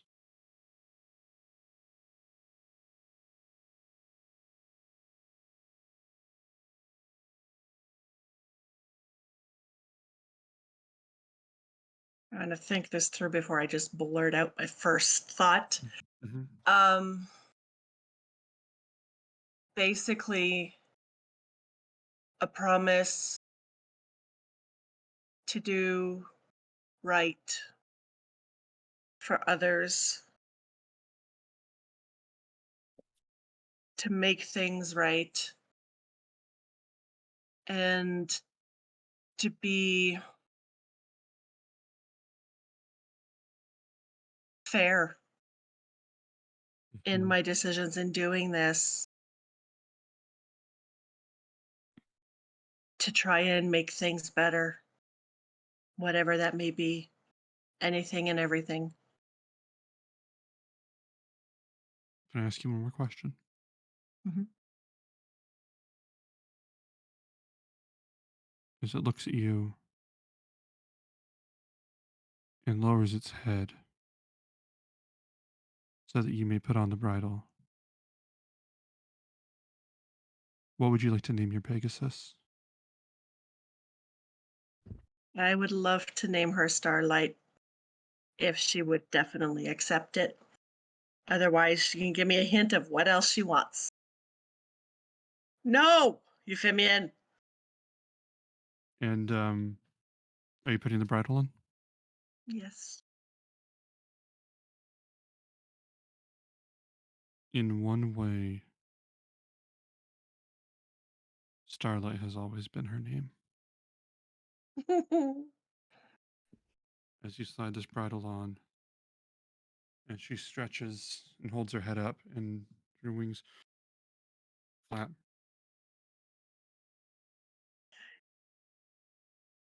And she stands regally awaiting if you wish to mount your Pegasus. Yeah. I will give her a nice little pat, kind of like, thank you.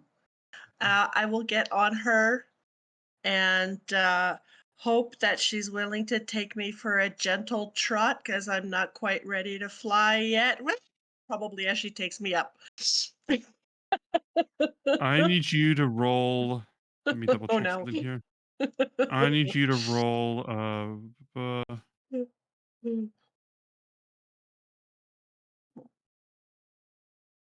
need you to roll animal handling. Of course. That's a 7. As she I don't know how to drive a stick. starts to trot, she starts to trot along the grass, and you hear her feet thumping on the floor, thump, thump, thump, thump, as she sort of like prances, like sort of trots around, thump, thump, thump, and keep close. You're seeing her walk across, and she's moving like with more confidently in this circle around the area, and you hear the thump, thump, thump, and just sort of getting more and more speed as she's going. And you feel yourself holding on and hearing the thump, thump, thump, and then she's moving, and then as you're going around, Callista sees it first, and then Kiki, you realize that at some point you stopped hearing the thump, thump, thump. As you feel yourself moving through the sky, moving through the air in this circle, as starlight is picking up more speed Oh God. and moving upwards. Starlight doesn't talk to you, but there are things that you suddenly know is how Starlight communicates. And you are aware that this is the moment that you hang on. Would that be fair? I'm Um, gonna try and squeeze a little bit with my knees, but not too much. I don't want to hurt her, and I'm gonna grab on tight in her mane. But again, I'm trying to relax my hand. I don't want to pull out her hair, but I'm gonna try and hang on as much as I can. Uh, if at any point they get close enough, I might hit her with guidance one more time just to like Yeah. help She her. swoops down, swoops down so you can guidance, and then swoops up, and you see the golden leaves flying past the trees, and you see this massive tree. It's so much bigger than you thought it was as you're going up, moving up, and you're seeing Callista and Kyra get smaller and smaller as you're going through the sky. As you're going up, and then you see the top of it, and then you see for the first time the actual top of this tree as you're moving by, and then up above, you can see the island of the Golden Heart. Below, the animals and the birds, golden sheep, golden lion, which you didn't know was there before, your ship, the Dryad, and the ocean far and wide. And you know, again, is the way the Pegasus communicates, you just know things. If you would like to see the all of the island, now is the time to say so. Like to literally go around the island. Mm-hmm. Can I get a sense of how long this would take? A couple minutes. Oh, then yeah, let's do it. Descends and is off. I'm going to send you the stats for this Pegasus that you now have, and we'll join you. As you fly this. Kyra's with Callista and says, "Wow, you're writing all this down, right? Oh yeah. This is amazing." Also, I don't know if other people come to this island at all.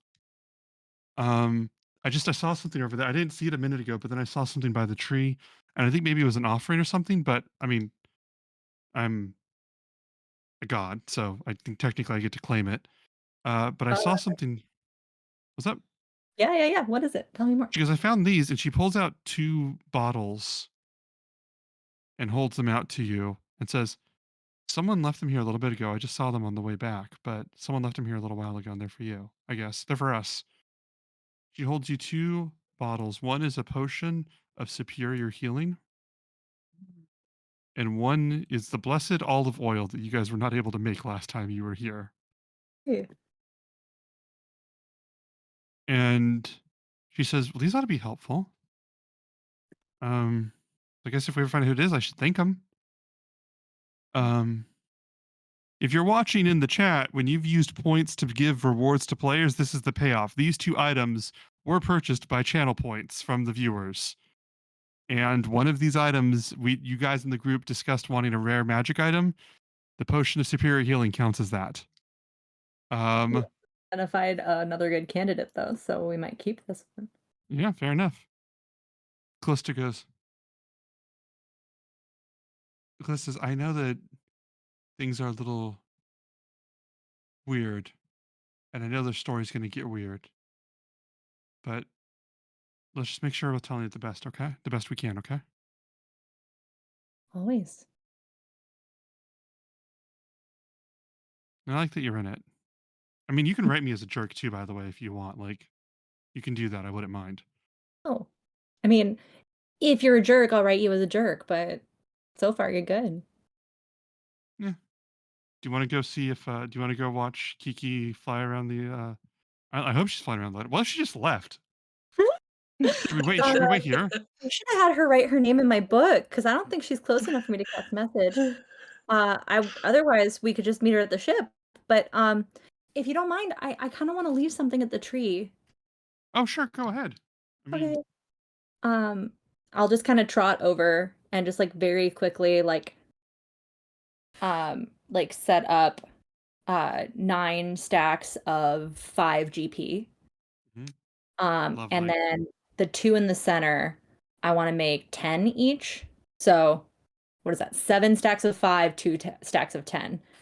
And I just, as I put down the 10s, I'm just gonna say, "I talked to the fates. Thank you." And then I'll leave. So do my math here, but. And my heart thoroughly ripped out. Allie paying off a moment that happened like 30 sessions ago. The offering made. Thanks properly given.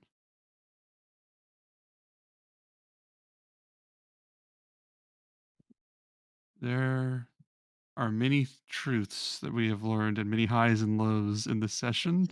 Stories involving a new Pegasus, freedom and decisions made, and new allies. The Lamia, known as Astria, may be on your ship soon, as will be Starlight the Pegasus. There are many new chapters ahead, and I guess that we'll see what's next. But for now, that's where we're going to end this session. Oh, so good. So deep. Oh my god. Thank you very much for what that was. Holy Oh, shit. that was so good. So many things. All the things. Thank you all for viewing, and be sure to follow and subscribe and tell your mother and your cousin. Tell your friends, guys. We're fun. Don't forget the Twitch VOD is up immediately after we're done, and That's right. YouTube is available as of Wednesday. Gamerbot, I will see you on Thursday. I'm excited for that. Gamerbot's in my Curses Child stream. Yeah.